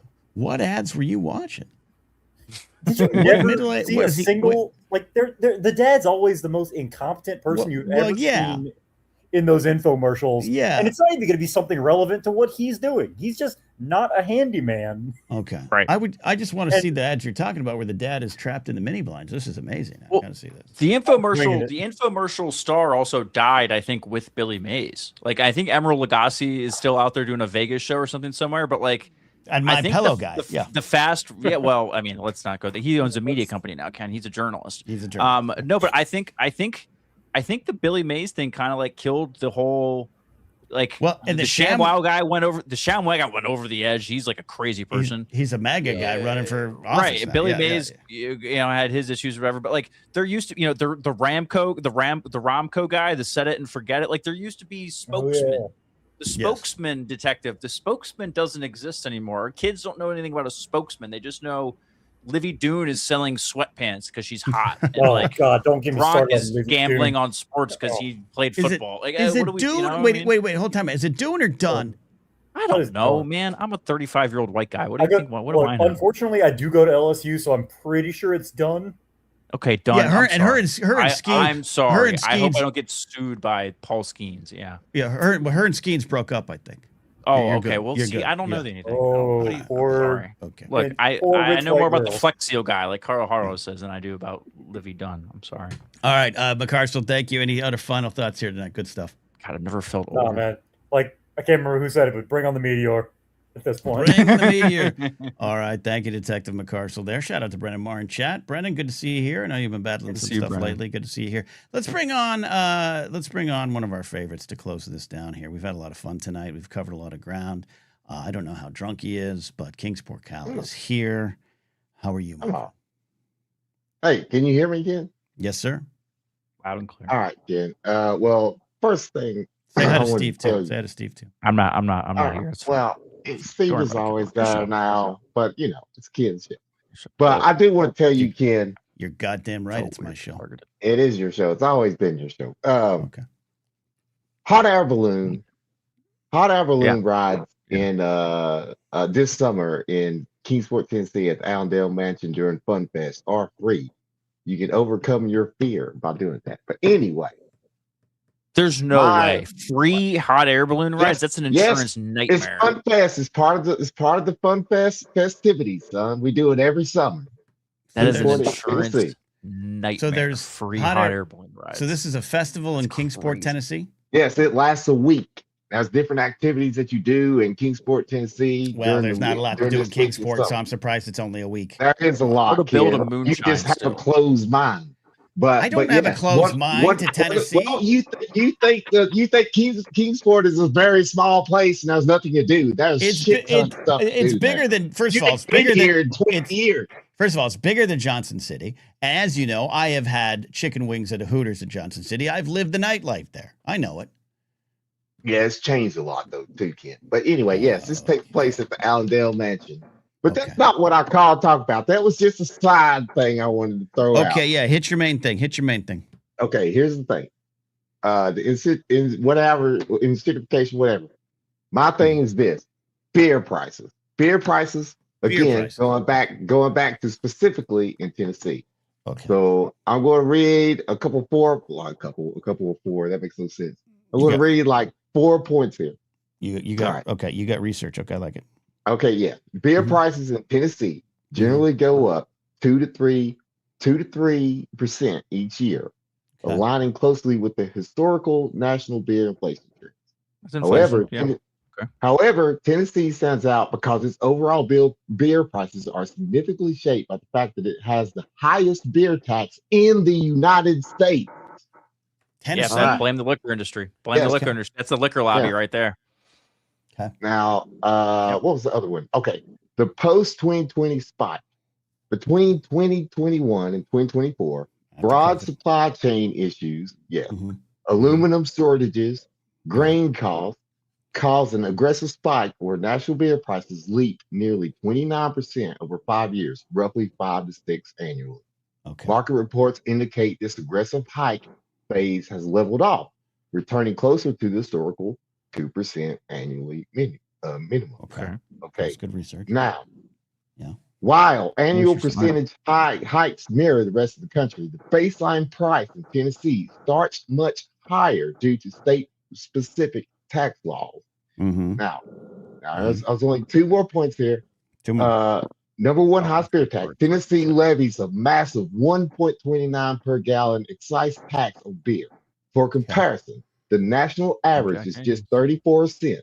Right. In some states like Wyoming charges as little as 2 cents. So we're doing 34 cents. Now, here's the last point. Well, that's more, but I've had to break it down to these. Please. The invisible wholesale tax.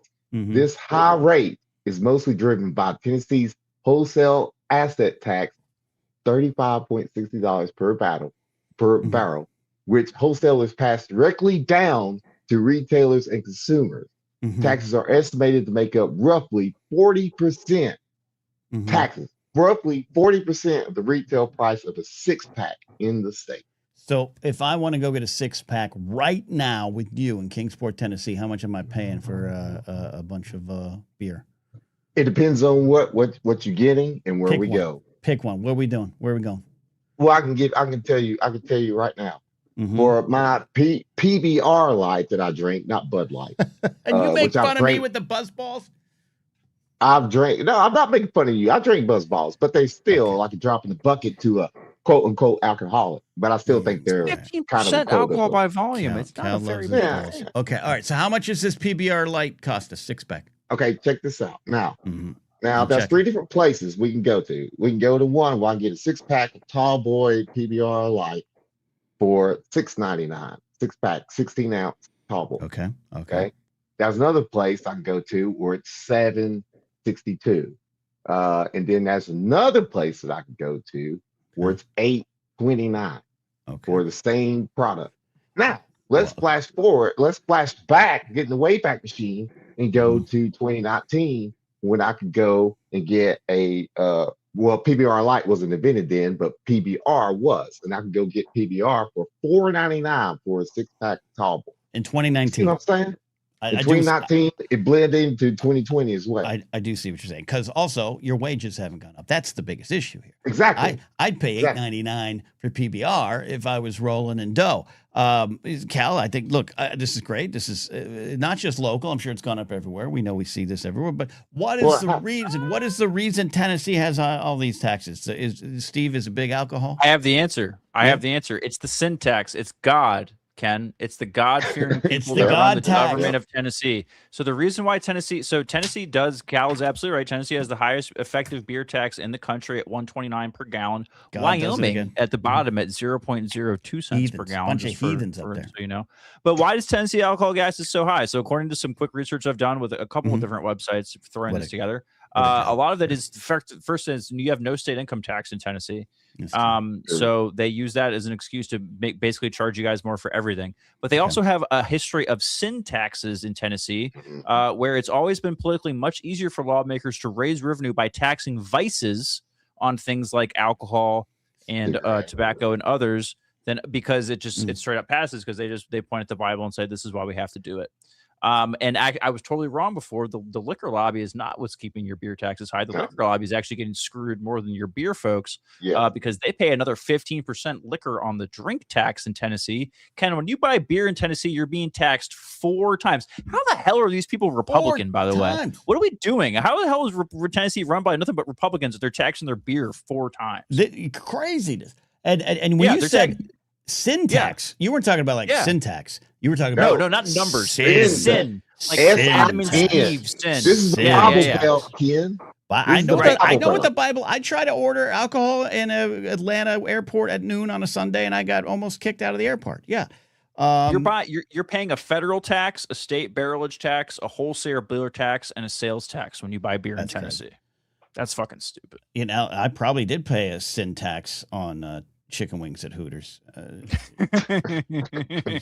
All right.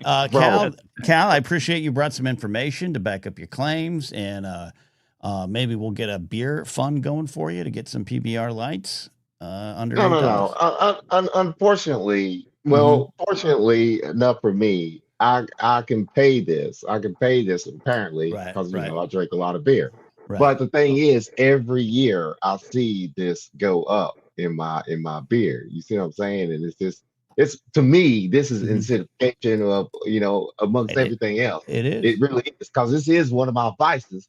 And this is like it's one of my vices is drinking. It's what I said at the top of the show. The world's tough, and the little joys have gotten worse over the years. So I think that's a great way to bring this all home. Cal, I can't wait to get to that Hooters. I'll meet you in Johnson City up from the big lots across the Carmike Theater, and we'll go get ourselves some wings and beer. Ken, I'd love to even ponder that you would actually do that, but they did close that Hooters. It's not there anymore. Oh, yeah. Got Twin Peaks there in you town. Go.